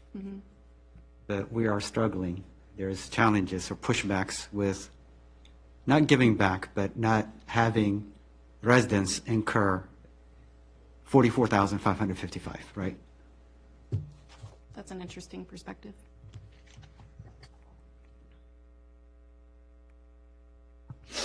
So, This is where the sausage is made. Okay. What takeaway were you looking at tonight, Roberto? The takeaway today was have an open discussion as we were having here. So you kind of talk about it more about the real estate tax and kind of give some info on it. The public hearing will be held on Monday, where the citizens are more than welcome to come up or encouraged to come up and speak on it if that's what they want to do.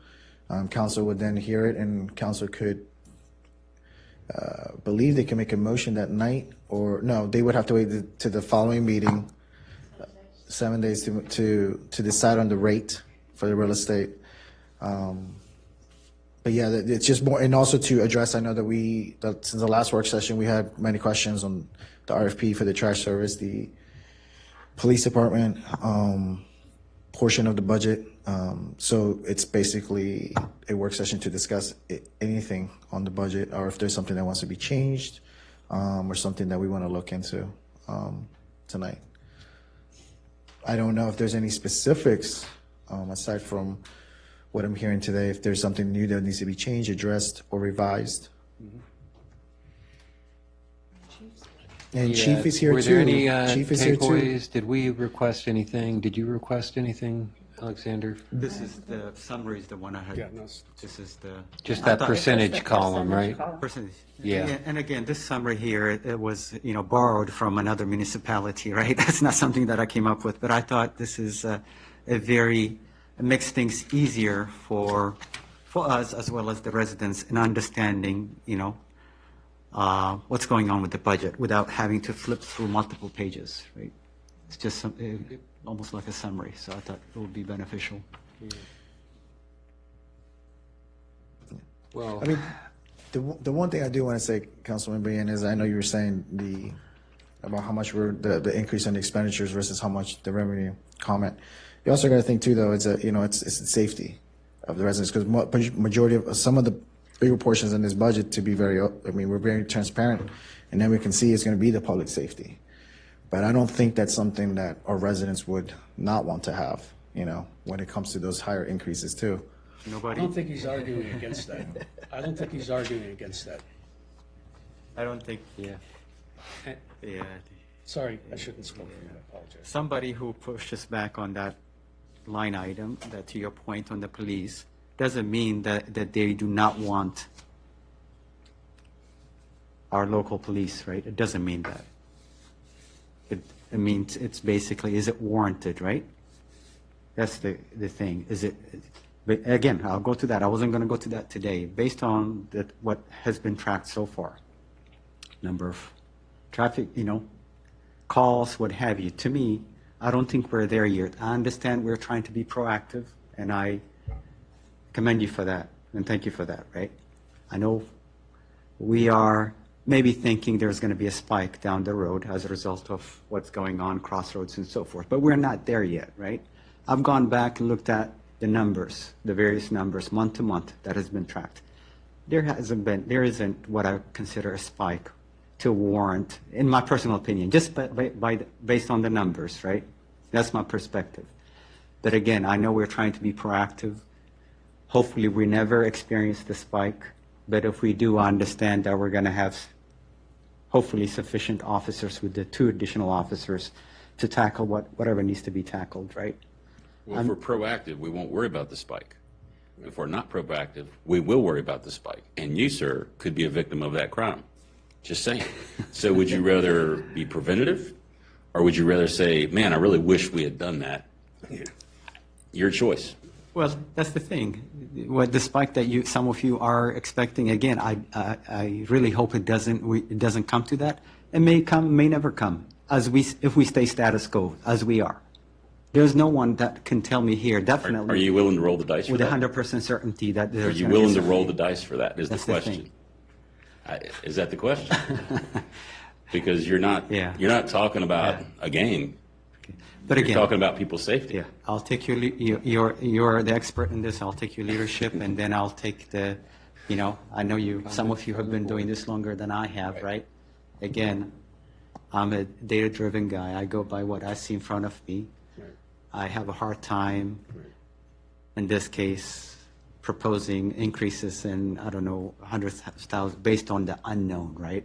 Maybe this is the approach that is taken. I don't know that, but anyways, and again, go ahead. All right, fair enough, fair enough. Unless you want- Mary's hand was up first. Thank you. I do want us to also think about not just in statistics, and I understand that you love statistics. My degree is in criminology, law, and society, so I did lots of studies and things like that, all coursework on these topics of policing. And while I'm no expert in the sense that Chief is, right, I do have knowledge about policing tactics. And what I love most about Haymarket is our community policing. I feel, in my understanding of police work, that community policing is the best form of policing because it's not just reactionary. You are proactive, you are involved in the community, you know your residents, you're involved with the residents. And I can speak on how wonderful our department is on community policing, but I can also say that if we continue with the statistics that we have, and that they're spending 5 hours taking someone to jail, which it just takes one person getting arrested to do that, That's 5 hours that they're not with our community. So I think that if we're going to have a police department, we should do it right, and we need them in the community. And we need to make sure that it's not just for safety, but it's a service to our community. I want them to come to our water balloon fight. I want to make sure that they're here and engaging with our kids and teaching kids about safety. I want to make sure that, we have National Night Out and that they're fully supported in that too. And I mean, the senior summit, that was amazing. One of my neighbors that hardly ever gets out made sure that she attended. So these are services that a community police department can provide. And I think that goes beyond calls for service. That goes beyond responses and reactivity. So I understand that you're a data guy, but I think that there's also a lot of qualitative things to assess here and consider. But one of the reasons that this has been justified is not because of the community servicing what some of the things you mentioned, right? This is basically kind of projecting some sort of a spike as a result of the growth within the town, right? I wouldn't say anybody said there was a spike. I said that there's been a slow increase, which we have seen over the statistics. Anticipated spike or the likelihood of spike, or however you want it. I think that he said we don't want one. Yes. That's what he said. He did not say that it will happen or when it will. He said we don't want one, and I would agree with that. If I may Yeah. continue, during one of the meetings, right, there was specifically indicated that one of the reasons that these two police officers are being proposed is to get ahead of the spike. We do not want to experience the spike. That was not during this meeting and Correct. previous meeting. So I just want to clarify that, Right. right? Okay. Yes. Okay. He said a spike though, not the spike. A spike, yeah. Okay. Okay. Okay. Just to try and guardrail this, let's try and keep it towards budget focus, right? I mean, we are discussing qualities, right? That, I think if I look at this holistically, I think we talked about the not increasing the effective tax rate, right? And I would be supportive of that, with ensuring that we could be able to ensuring we can meet our expenses, but understanding the risk that comes with that as well. I don't object to that. I was going to stay quiet, but I think I'm going to back up. I would argue that our police have had more. I think we do need to do more for them. I think we do need to be supportive of that. I think the community policing, I talk to them all the time. I see them on the street. I see Officer Finley now riding the bicycle every morning. I've just got to spend time with them at an event on Saturday, and it was great to see. But the reality is, I actually do look at the reports as well. I'm a data-driven guy too, and I look at particularly some of the comments that we're getting now in these weekly reports and the things that are taking our officers and that they are responding to. The things that are coming in, not just from I think we tend to think of it as just our community, but there are things that are being built just outside of our town, right, that are going to severely impact that, including proposals both, not in the town per se, but just outside for additional hotels, for additional, things that are kind of bringing in people that are going to come into our town to partake of the growth that we've had in restaurants and the services that we've had. All right, so I think we need to be conscious of that when we're talking about the tax that we are bringing in, that we need to put in those safety mechanisms, again, so that we don't have the spike, but we need to be supportive to ensure that we can be safe as a community as well, right? And I think that's an important factor, and because as great as it is to bring in people to the town, to support our restaurants, to support our local shops, to do all that, which would ultimately increases our revenue, we have to ensure that it remains a safe place so that we don't have a problem become known as a place that you don't want to be, right? And there are areas that's happened to, right? And we want to be careful about that as well. Tracy Lynn, and then you, Joe. I was going to say, I'll keep it really short.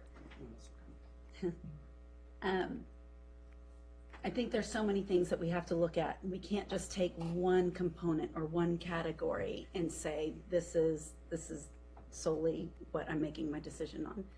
I think another aspect of not only the safety of our constituents, our neighbors, our friends, our family, is the safety of our police officers who are out there every day doing that. And the number that we have currently is not sustaining that safety, because as much as I don't want anything to happen here with any of us or any of our neighbors, I don't want anything happening to the officers either.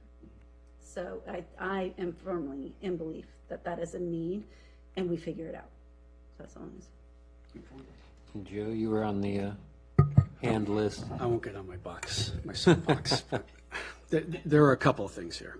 At the end of the day, we vote on a budget, up or down. Everybody has their vote, depending on what, and we move on.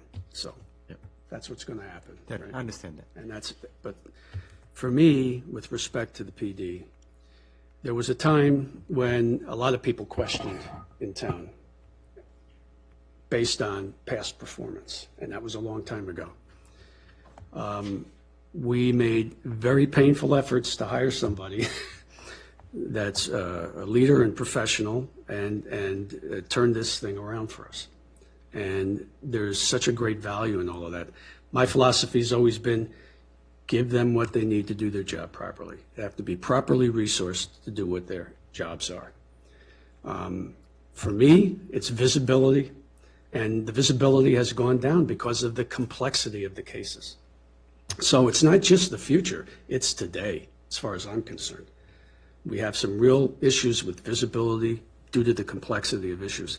One of the things I wanted to ask the chief is about prosecutions too. Do our officers do their own prosecutions when it comes to misdemeanors?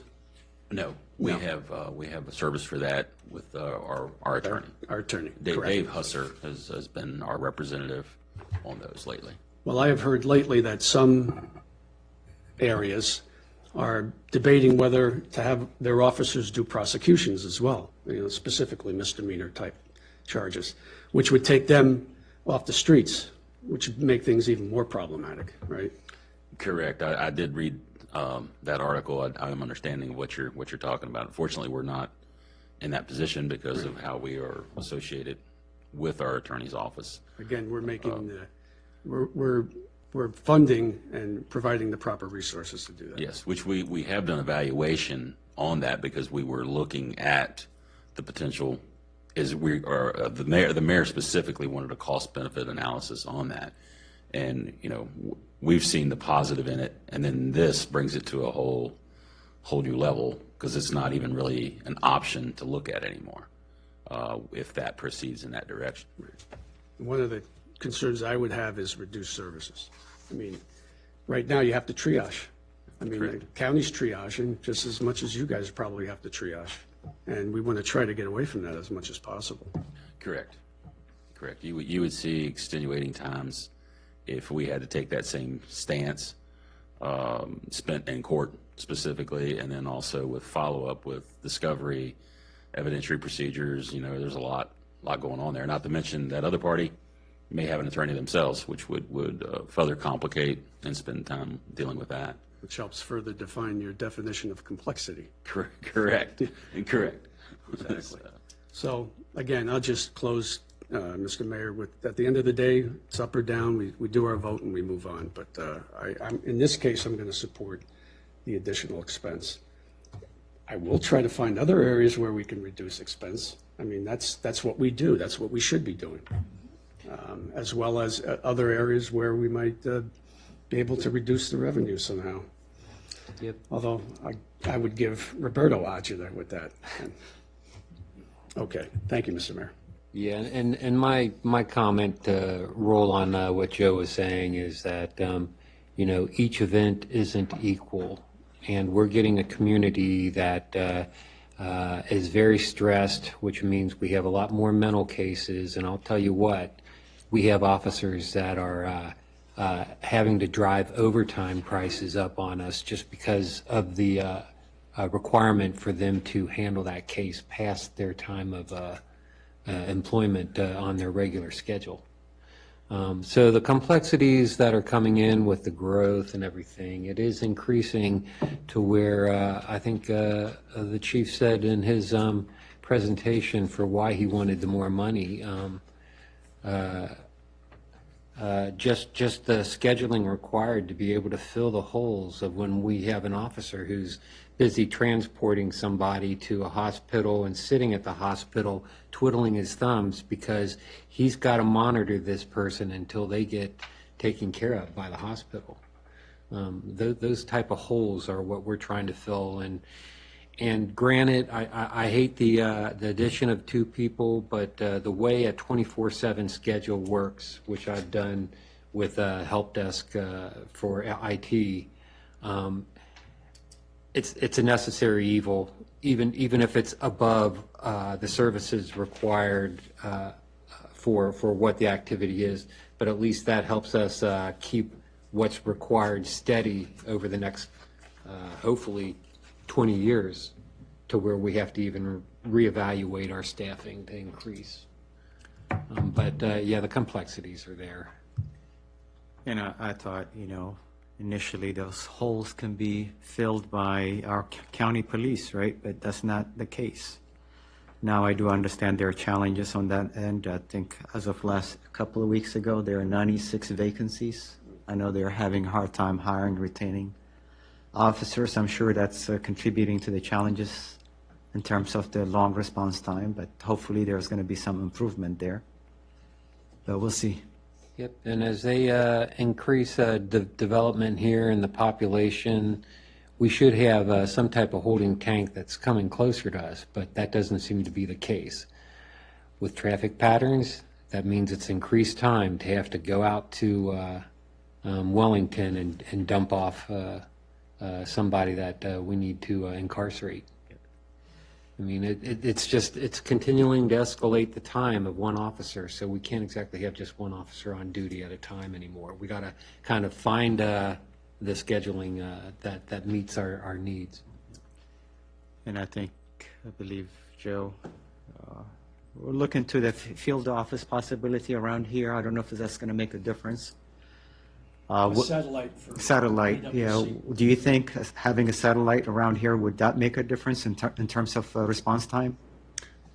I really can't say. I mean, it's fine to have another office, but if you don't have the people to staff it, it's not going to help. And I mean, like you said, they have that many openings. And then I got some information this weekend where Arlington had raised their starting rate and issued a $25,000 signing bonus. So it's become a very competitive market to maintain police. Now, I'm not saying that is going to impact us. We have a lot to offer here, right? We do. We have, a great town staff, great council, but it might impact Prince William County. And so, you just don't know how those things are going to play out. I would be fine. Wouldn't mind at all if you wanted me to open up a dialogue with Captain Welsh and Chief Newsham about that. Yeah, I think that would be like I said, I just don't know if the staffing will still make it appropriate, or what they can do to fill those voids. Yep, and in the past, we've had an open invitation for them to utilize our facility. We have had state police officers do some work here. And I don't know about Prince William County. I haven't really tracked any of that, but I have seen the state police officers here. But if you don't have the staffing to fill the offer, all we can do is offer. Yeah, it was also, to build those partnerships after I came here, we seen fit that we offered our services back there, for bathroom break, lunch place, whatever. And a lot of the troopers have taken us up on that, and some of the Prince William County Police and sheriffs. So it brings that presence here because they want to sit here and they want to do their paperwork. They're not disturbed here. It's quiet here. And they kind of feel at home here. And we have gotten a lot of them. But Prince William, the downfall is they are just called to call. So there's really no downtime for them. But the state police and sheriffs have made a real effort to be here and sit in our conference room. I've even offered them desk space if they needed it. Then they come in and do their paperwork, use our copier if they need to, whatever, to make their life easier. But it brings that police presence into town. So, yeah, just echoing what the mayor said. Okay. Everybody done on that stance? My segue, of course, with the equalization of the tax rate and everything is, I feel the trash service should be an owned service by the residents who are using it and not subsidized by any of the other revenues coming into town, such as the business licenses or the meals tax or anything that the businesses are kind of providing or supporting to keep this town in. In that case, we're looking at about the same amount of money, an increased contract for the trash pickup as we are for if we keep our real estate tax the same with the new assessments. So I would prefer to keep it just because it matches what our residents are using personally. So that's my only note on that. I didn't make any grumbling of anybody. I'm going to talk. All good comments. All good comments. Okay. So on that note, you got what you need, Roberto or Emily? Next item? Next On item. the budget? No, we're Yeah. still on the budget.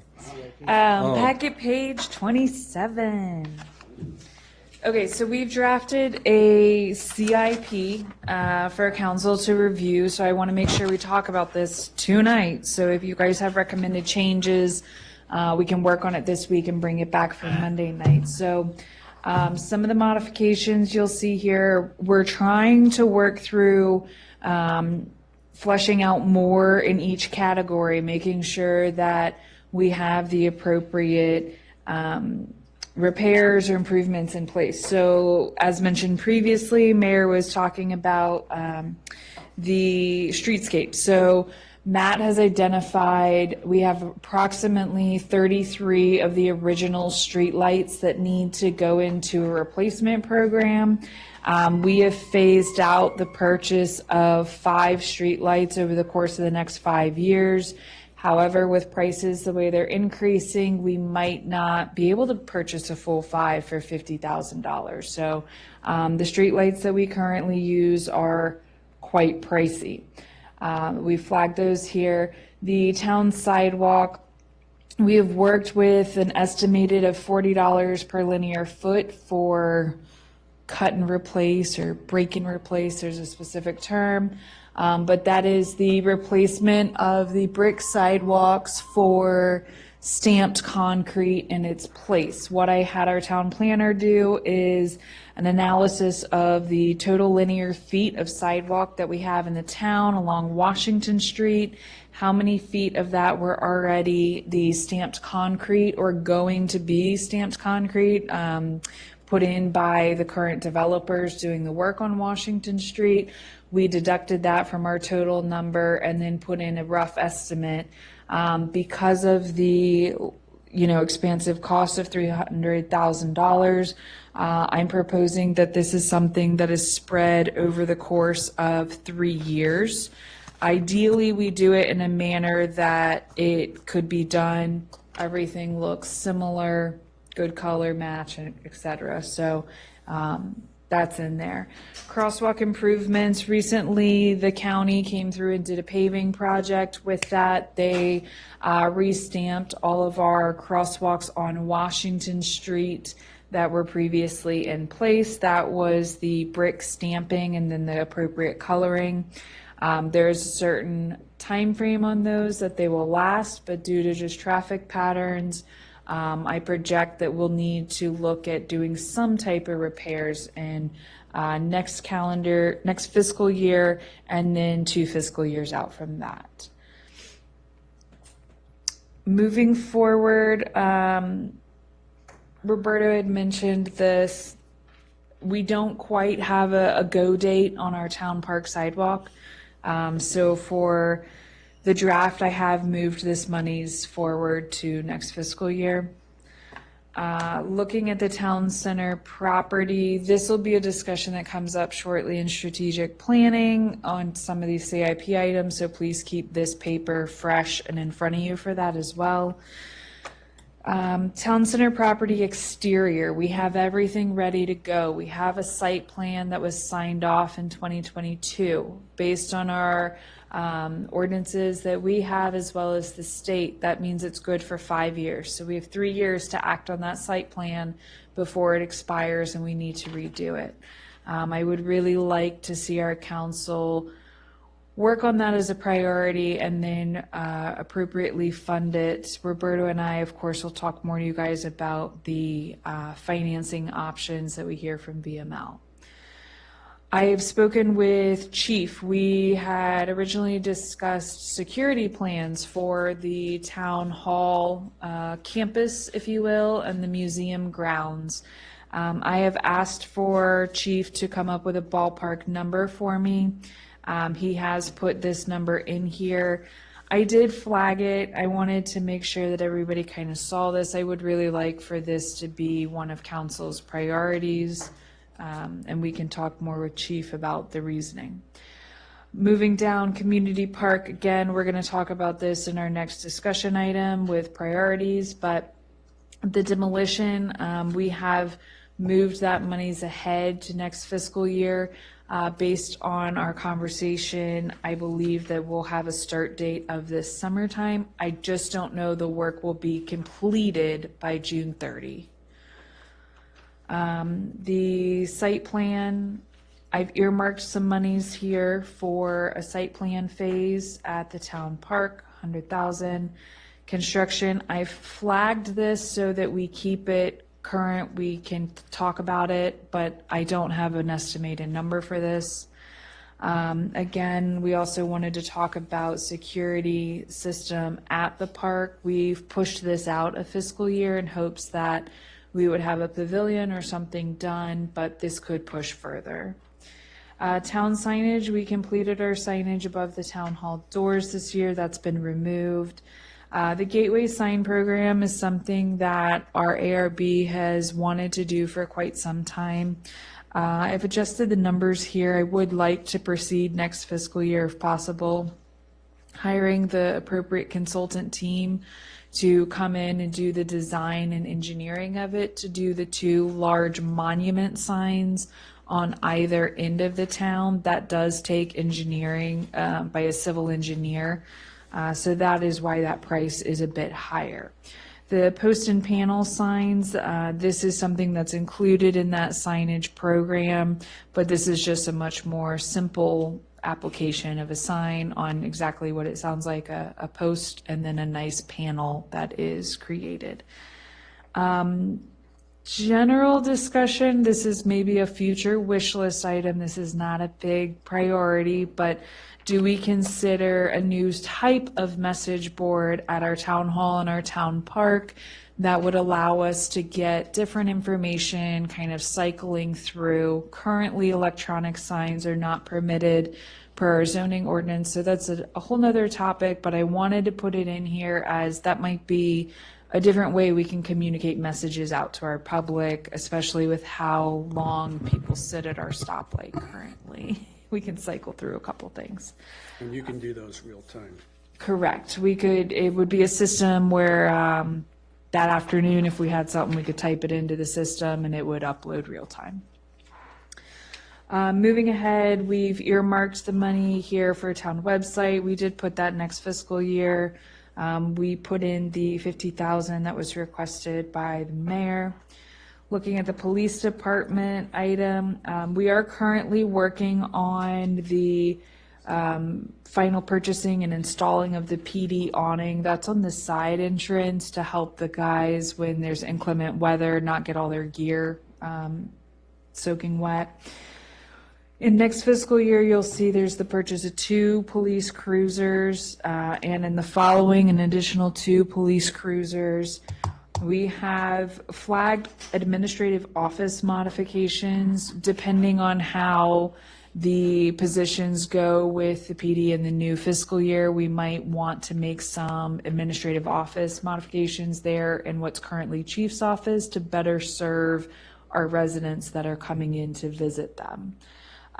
We are also looking at the purchase of PD Cruiser dash-mounted cameras. So you'll see that this cost is split over 5 years, but I want to make it very clear that this is something we want to move forward with next fiscal year. This is a priority of the chiefs. And all of the gear, all of the equipment would be installed in year 1, which is next fiscal year, and then it is paid out over the 5-year time frame. So that is why it's split over 5 years, but all equipment is installed year 1. And that's more like a lease? That's correct. That is more like a lease, but he just stepped out. He can explain more on what that lease contract would look like if there is a need to do an update and how frequently on the equipment. That I'm sorry, I cannot speak to that. We also had talked about the purchase of a new message board trailer. So in kind of reviewing what our assets are and what we currently use and what is the most utilized, Chief finds that our orange message board sign is a bit large for our needs, and that belongs out on an interstate. That is something that, VDOT, construction companies, they're using those for certain types of messaging. He finds that our messaging is better suited on the smaller white message board trailer. So he would like to purchase a second one of those and then surplus out the orange one. So that is what's flagged in here. Additional items that I've put with no dollar value assigned just based on our previous discussions. There was an interest in public parking. I really hope that this council would be excited to work on discussions on land acquisition, a site plan, and then ultimately prepare future councils for the construction of a public parking lot. So I've put those 3 categories in here so that we can fill them out appropriately.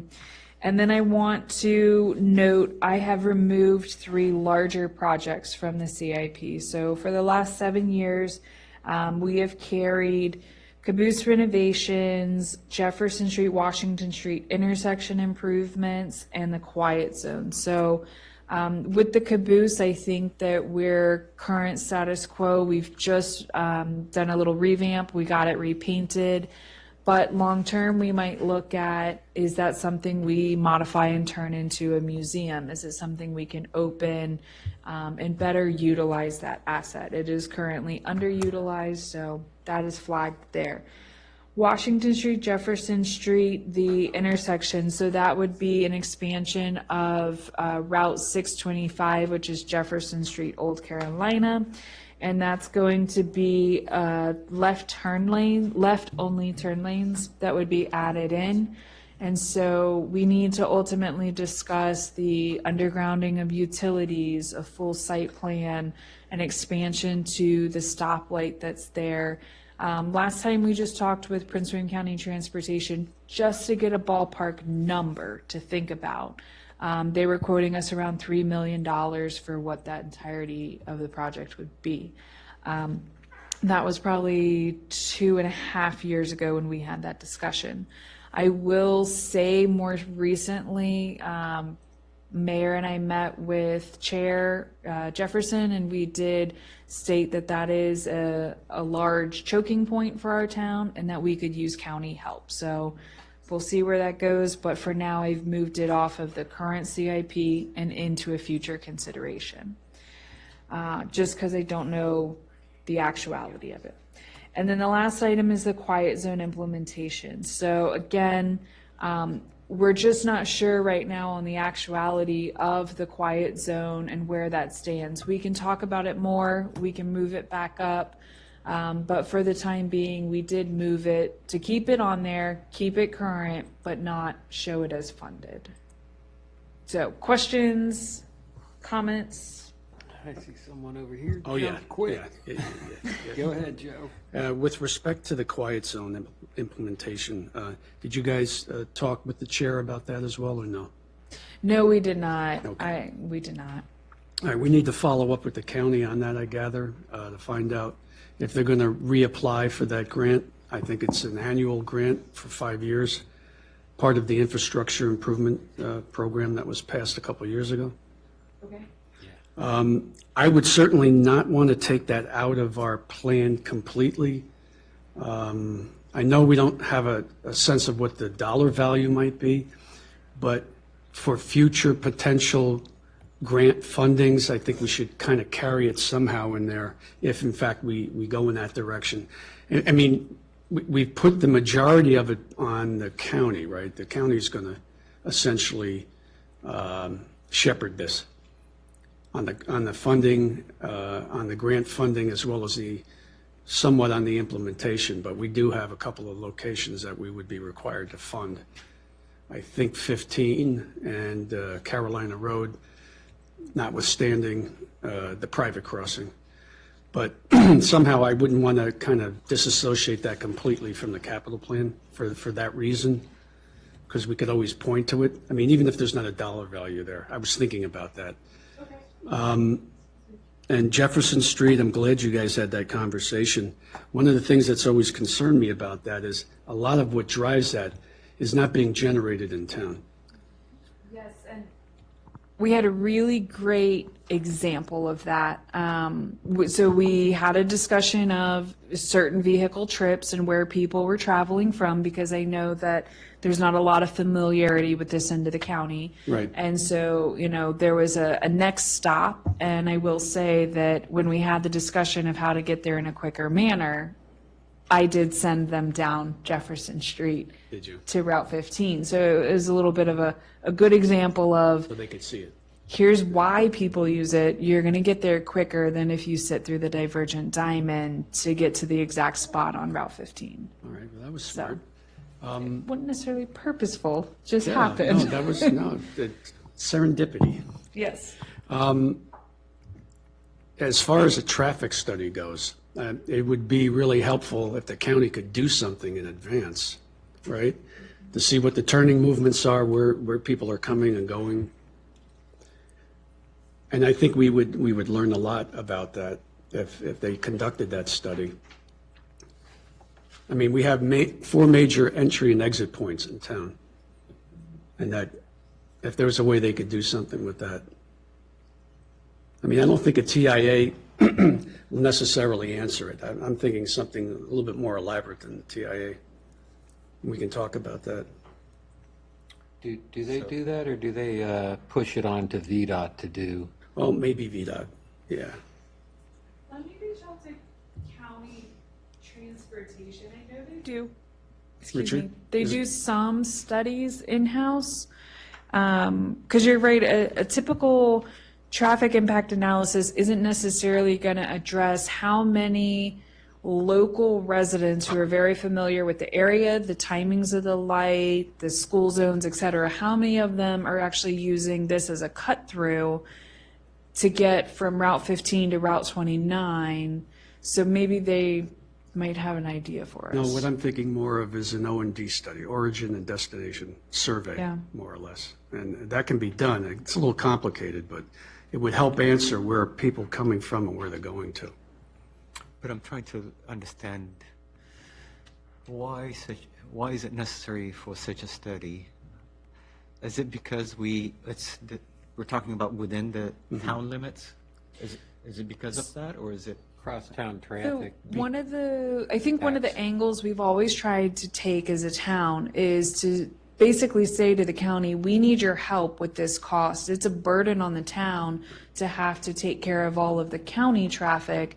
And especially working with our historic boundaries of, you have buildings very close to this intersection. So since we know there's going to be an undergrounding of the utilities, the whole light needs to be replaced, we're trying to ask them to cost share with us. Bingo. And through that, we need a study to say, it's your residents too.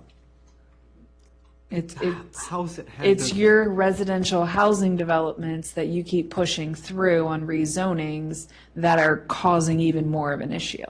I understand that part, but how is it different than if there's to your point, a choking point, if it's warranted, how is it handled outside of the town, within the county?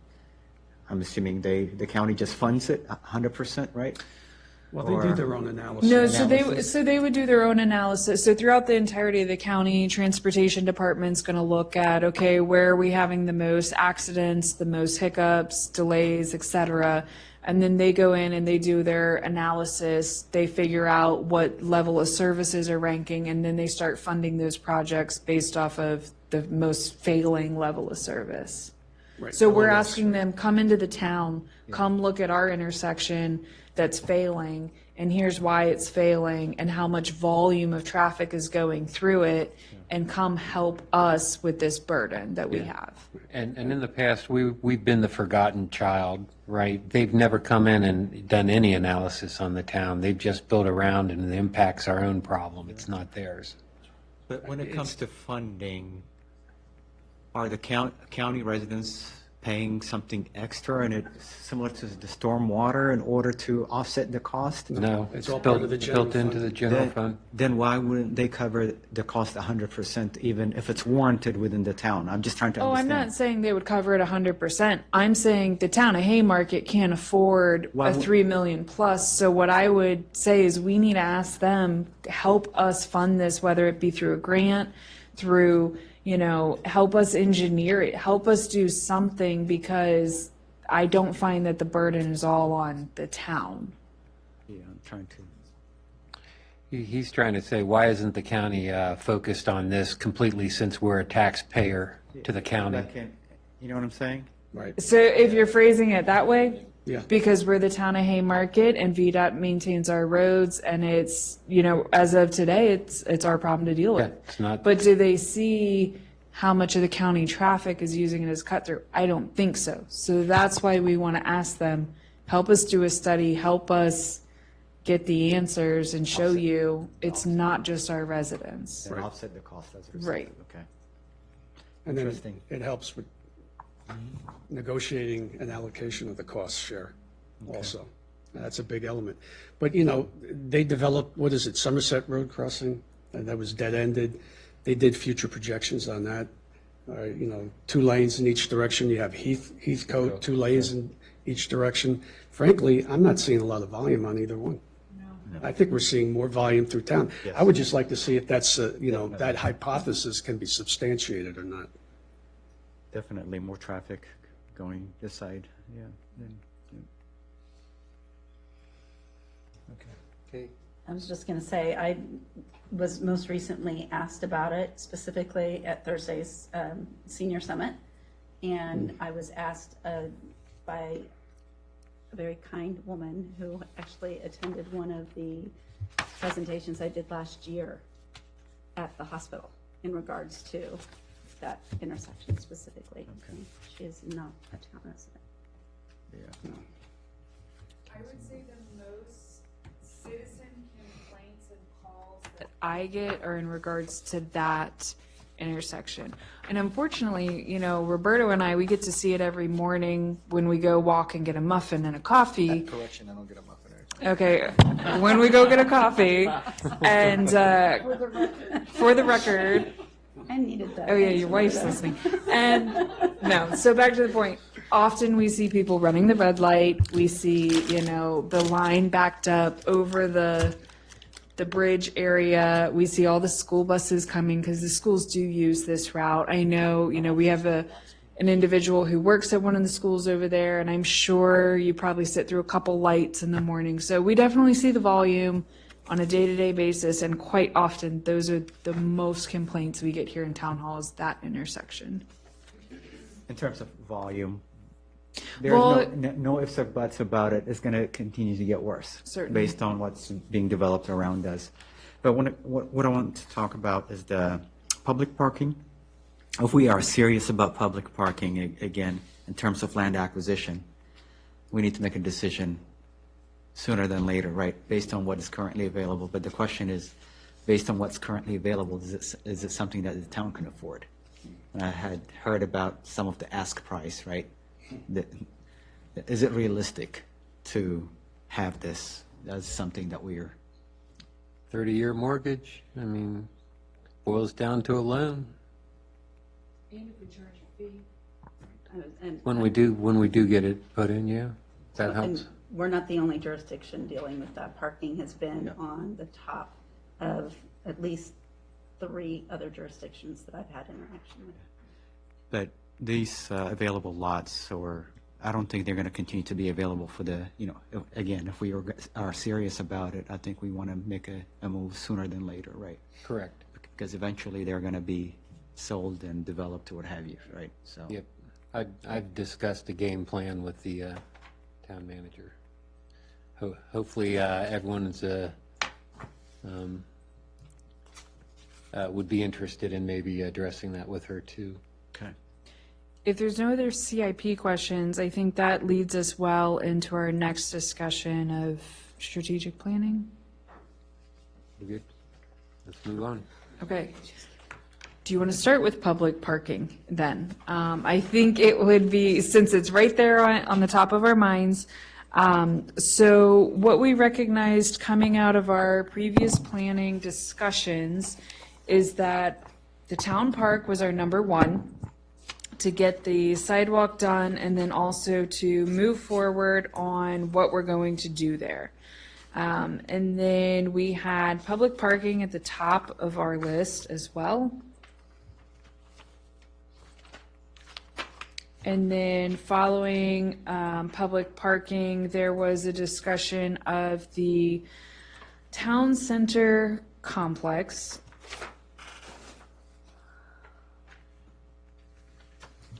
Is there a change in public parking being our number 2 over the town center complex?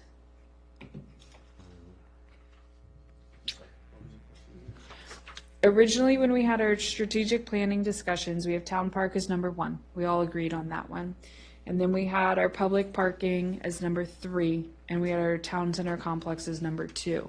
But based on where we're at today with what people need, what our community is wanting, do we see that there's a value to move public parking up in the line to be number 2?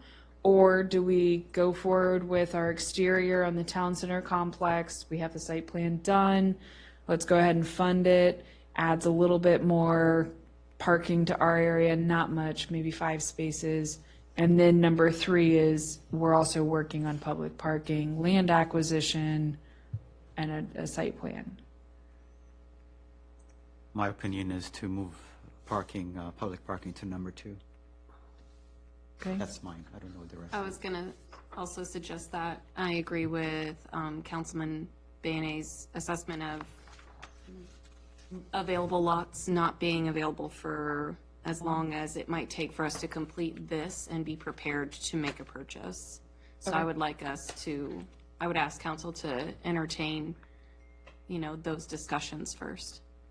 And with more, agreed, with more and more people coming in, I think this is going to become a need faster than we might be thinking right now. Okay, I'll make that modification. So with the public parking in the CIP, what I had flagged as, oh, sorry, Joe.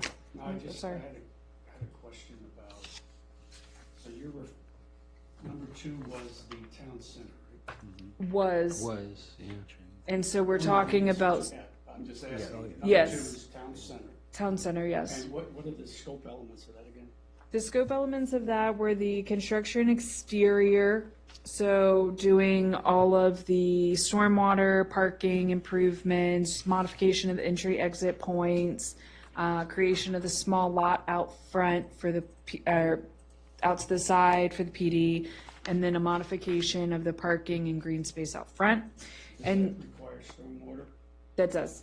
So that would require us to put in the full stormwater that's already been engineered. Okay, that's a big issue. And that's the one where we have 3 years left on the site plan Right. since signature. And then the second part of that discussion point on Town Center Complex was the interior improvements. However, based on a lot of our conversations that we've had of recent, I foresee this being a 3 to 5 to 10-year plan, possibly on interior. Yeah. So I've pushed that one. Yeah, and the exterior design is fully done. We spent, what, $85,000 on that 2 years ago to complete that? For the site work? Engineering? Site work?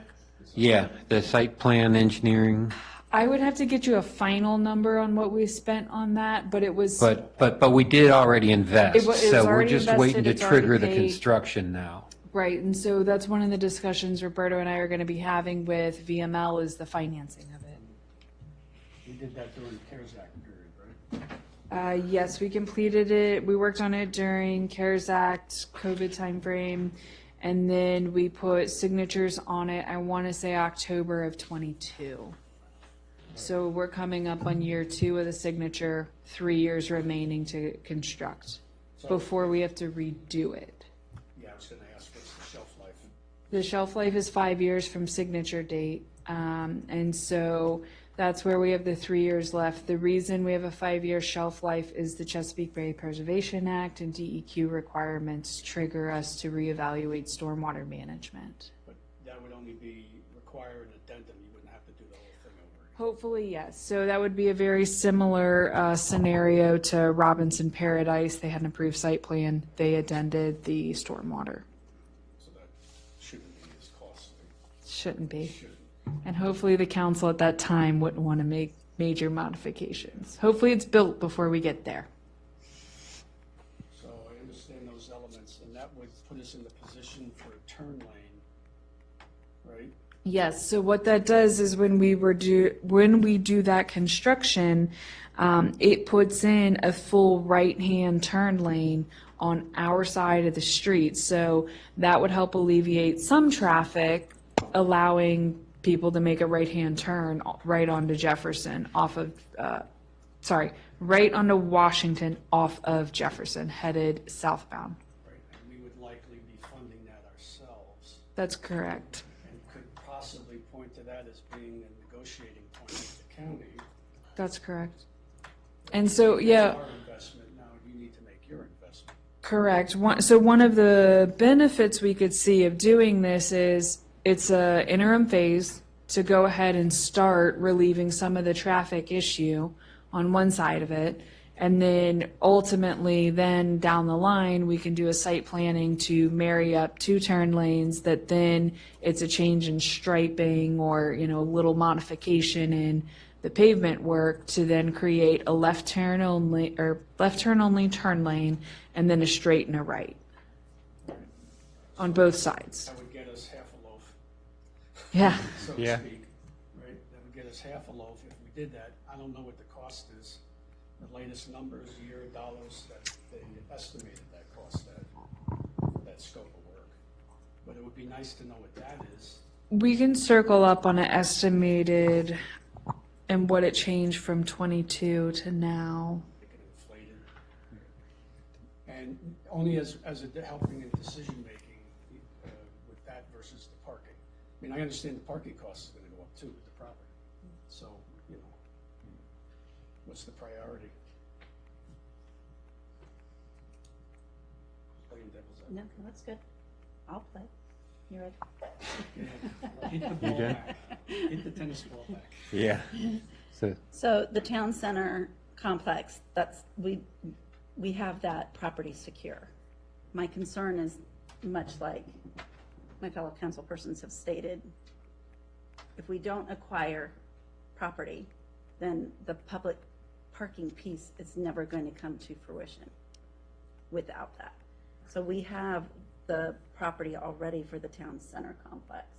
Now, we are up against this 3-year, Right. signature thing, but there's options. You have the amendment, you can do that. Maybe do an addendum, right? Yeah, and so Fill I in would say debt. that acquiring land for parking would supersede that. Are there any options right now available that we can There's always options. find? I mean, but do we have an idea of who we might approach? So I think for the public parking conversation, so in the original handout, we had a discussion of, do we want to go through the process of hiring a consultant for a parking study? We might be able to just skip that. We know we need parking. We have a community asking for it. So we can look at removing that. Then we want to identify land options available. So we definitely have a strong idea of a couple different lots, but then we need to discuss not only the cost, but the proximity. Is it that it needs to be central to the town center complex? Does it just need to be central to the main intersection? Can it be a lot that's a little bit further away, but still services? So I think that's a discussion point.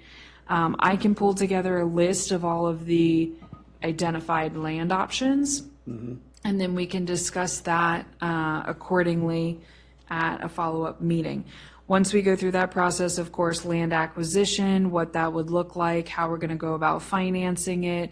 Once the land is acquired, then we would obviously go through the steps of designing a facility, constructing it, maintenance of it, and then deciding, is this going to be a metered parking lot to, work back some of the cost of it? Or is this going to be something that is, free public parking? And we can do some evaluations of that as we work through it and what that would mean to our community. Especially if you're looking at debt, Right. We can talk about options of Monday through Friday, free parking, Saturday, Sunday, maybe a small fee associated, or vice versa. So that's currently what I have, but it sounds like in the best interest of time, we need to get that list of identified parcels together. Yes. And then I need to bring that back to council, have the discussion of, are these desirable locations for public parking? We narrow that list down, and then we start talking about what the dollar values assigned would be. And then at some point, we're going to have to, I think we need to discuss how many of these things can we tackle at the same time, or can we even do that, right? Right, Exactly. right. Exactly right. Probably won't. Probably can't, not do all of them. So I will I don't think so. So I will work on that list of parcels for that discussion point there. And then moving to our number one item, the town park. So in your packet tonight, you have a little memo. This memo was prepared to help clarify some points on what we can do up at the town park. So full disclosure, myself and Councilman Schneider met with the town engineer, Katie McDaniel, beginning of last week. And we had these discussions. We're trying to understand best what are our trigger points and what do those trigger points really mean for government projects. So it was clarified that at the bottom here, page 28, the town of Haymarket is subject to the Chesapeake Bay Preservation Act, which means that any land disturbance over 2,500 square feet triggers erosion control and stormwater management best management practice requirements. The path forward for the park is determined whether this disturbance to develop the desired amenities will fall above or below the threshold. And then Katie went on further to talk about what it really means if we're disturbing less than and if we're disturbing more than. So this was a discussion point that Marchant had brought up with council on wanting to try to do a cost-saving measure if we were to take the house down and then put the pavilion up right after the house is down. Are we going to save money in the long run by doing that? And so Katie worked through with us that when you get into the triggering of stormwater management, that is not likely going to be big cost savings for you because of all the timing that you need, and then you would be limited in a smaller pavilion if you're going to stay within that square footage. And so then there was a discussion of really you'd be best off doing a prefab, staying in a smaller square footage to really do the quote-unquote cost savings you want, just thinking stormwater. So with that, what we kind of ultimately discussed was that we would like to, in our strategic discussion, affirm the main elements of what's going to go in at the park. We know that the house is coming down, the demolition will happen, and then we want a pavilion to go in its place.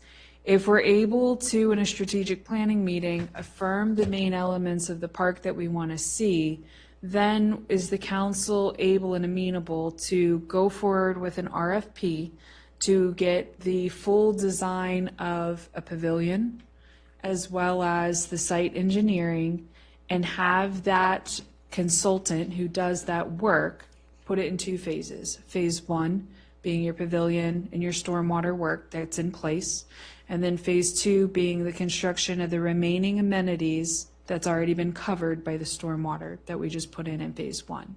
So that way we're working towards the ultimate goal of a full build out with all of the elements that council wants to see, but we're taking care of the required stormwater work when we put in the pavilion. So those were some of the discussions. I know it's getting late. I don't want anybody to make a hasty decision, but I do want us to set a goal at, if we're ready at the May work session, to affirm your top elements that you want. I always come back to 4 because when I look at the master plan, we know we want a pavilion, we know we want expanded parking, we want an improved entry exit, and we want walking trails. So I come back to those 4 as being ones I think we could all easily agree to develop an RFP, to put it out there. And then during the RFP phase, we can expand it and say, you know, we want to keep a green space, or future down the road, we want you to include stormwater management for a possible amphitheater, or those types of discussions can happen later. Yes.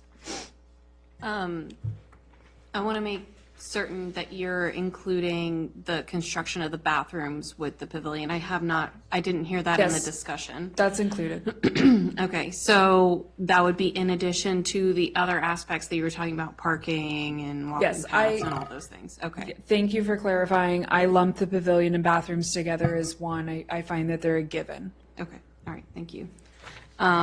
So stormwater, I'm not a land person. Could you kind of break it down for like layman's terms? What we Certainly. would be looking at for that first phase that you're speaking of? So, generally speaking, when we have developments come in and you're changing pervious, so green space, grass, into a impervious surface, whether it be gravel, asphalt, concrete, or a structure, you're changing how the water coming down is handled through the ground. So you're taking away all of the ability for it to really permeate and do its own thing naturally. So we have to accommodate for that. So when we talk about what we want to build there, we have to think of what impervious surfaces we're adding. We're expanding a parking lot. We're putting in a new road to get to the parking lot with an expanded entry exit. All of our gravel is going up to asphalt, most likely. A pavilion is going to be about the same square footage of the house, maybe a little bit smaller. And then you're going to add bathrooms. So all of that area, we now need to make sure that all of the rainwater and all of the groundwater that's there on our property doesn't wash straight off into Washington Street, go down to somebody else's property, and then flood their property and cause an issue. Or go further downstream towards Jefferson Street and cause further issues on Jefferson Street. So with that, we need to ensure that we handle it on our property, because that's our responsibility as property owner. With Chesapeake Bay Preservation Act, even more so, we're in it because we're in a watershed, so we have to ensure that not only are we handling our stormwater on our property, but we're treating it appropriately, not to create additional runoff pollution issues that then trickle into our water resources, such as North Fork Creek down here.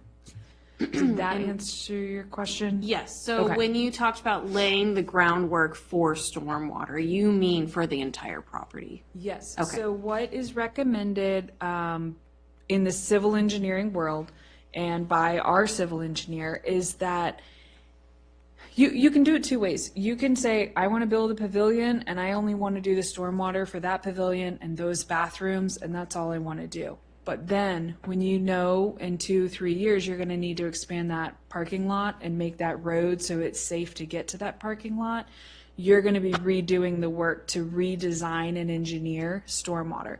You're going to have a small piece, let's call it an underground system underneath of the pavilion that's going to handle this, but then you're going to piecemeal another portion in. So long-term, you're just piecemealing it together, and you're probably going to pay a little bit more. If we know up front, we have these 4 elements that are going to cause, impervious surfaces to increase. We know that we want this engineered. The civil engineer can sit down, design your pavilion, design your bathrooms, all your other elements, and then make sure all of the stormwater is accommodated in one go. That'll most likely be a cheaper option. Stormwater can sometimes be one of the most expensive parts of a project. So if we can do it in phase 1 with a pavilion and bathrooms, we would be well set. It's there. It'll accommodate the rest of your improvements you want to do. Thank you for explaining that. So effectively, though, by doing it that way, you push out your schedule. Yes. So what Katie and I had spoken about is if we do that, what does our schedule look like? And let me find.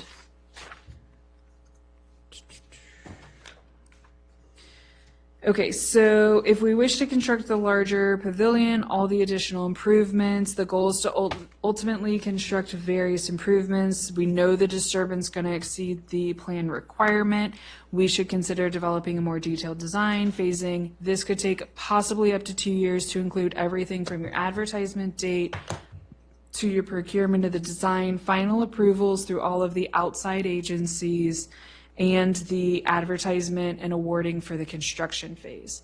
So that's why I'm hoping if council's ready to say, let's affirm these 4 things and let's get moving, we can really put a plan into action.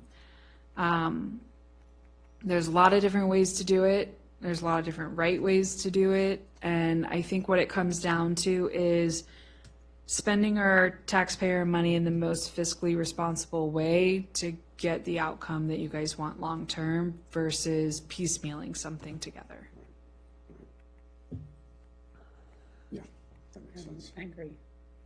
And I wanted to bring back the image of the master plan, what was approved on the image of it, and not talk about the numbers in the master plan, not talk about all the background per se, but just look at the image and what they came up with and talk about those elements and see if that can just be our easy starting point of what can we affirm and salvage from all that work that was done.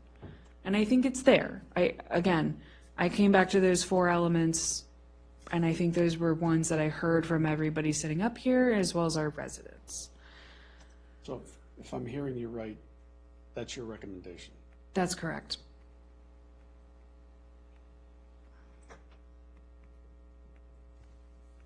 I think in the meantime, having the house demoed, maintaining the porch structure in a safe, stable manner, seeing maybe there's something we can do to just have that little platform remain. Maybe there's a interesting way we can incorporate that into our events if people sit in a different way or, something. But having the rest of that area underneath of the house, having that be appropriately sodded, it creates an open play space for the time being.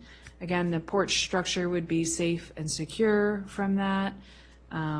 But that would be our interim phase between the demo and the long-term construction. We will need to probably talk about a bathroom situation if we know that we're committing to up to a 2-year process for full design and beginning of construction. Honestly, we've not had any complaints on the porta potties. I think people are just happy they have an option. We keep them clean. But if people complain, please share that with me. I've not had complaints on screening them, but we can talk about temporary screening options as well. I know Marchant would like to see that done. So we can do that too. How about the utilities? I know the garden uses the water. We do need electrical outlets. So the one pedestal electric stays. Nothing's changed there, so that's fine on that side. That's the one that we utilize for all of our events is there. When we have a bathroom trailer at Haymarket Day, we typically pull a generator down or we pull power off the pedestal.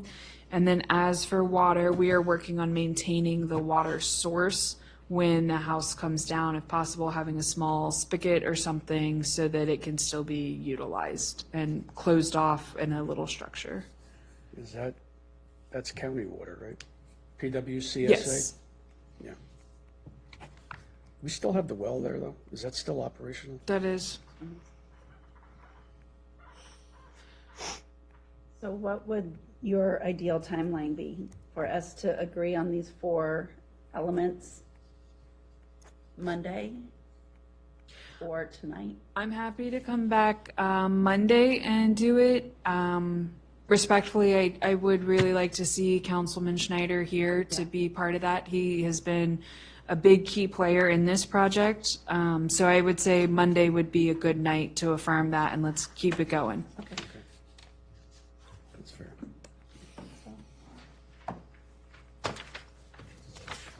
Ideally, with that affirmation of the 4, we could move into a directive at that maybe at a future meeting, but we can move into a directive of starting a RFP process.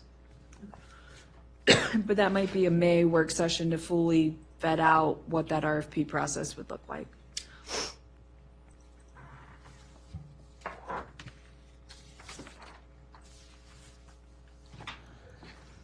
Okay.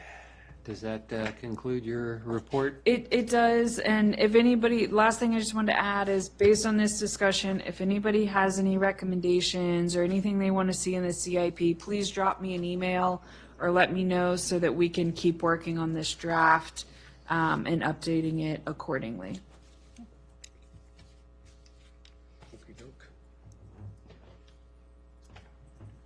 And that's all I have. Okay. Next agenda item. I move to adjourn. I couldn't hear you. I move to adjourn. Second. Okay, got a motion and a second by Alexander. All in favor, say aye. Aye.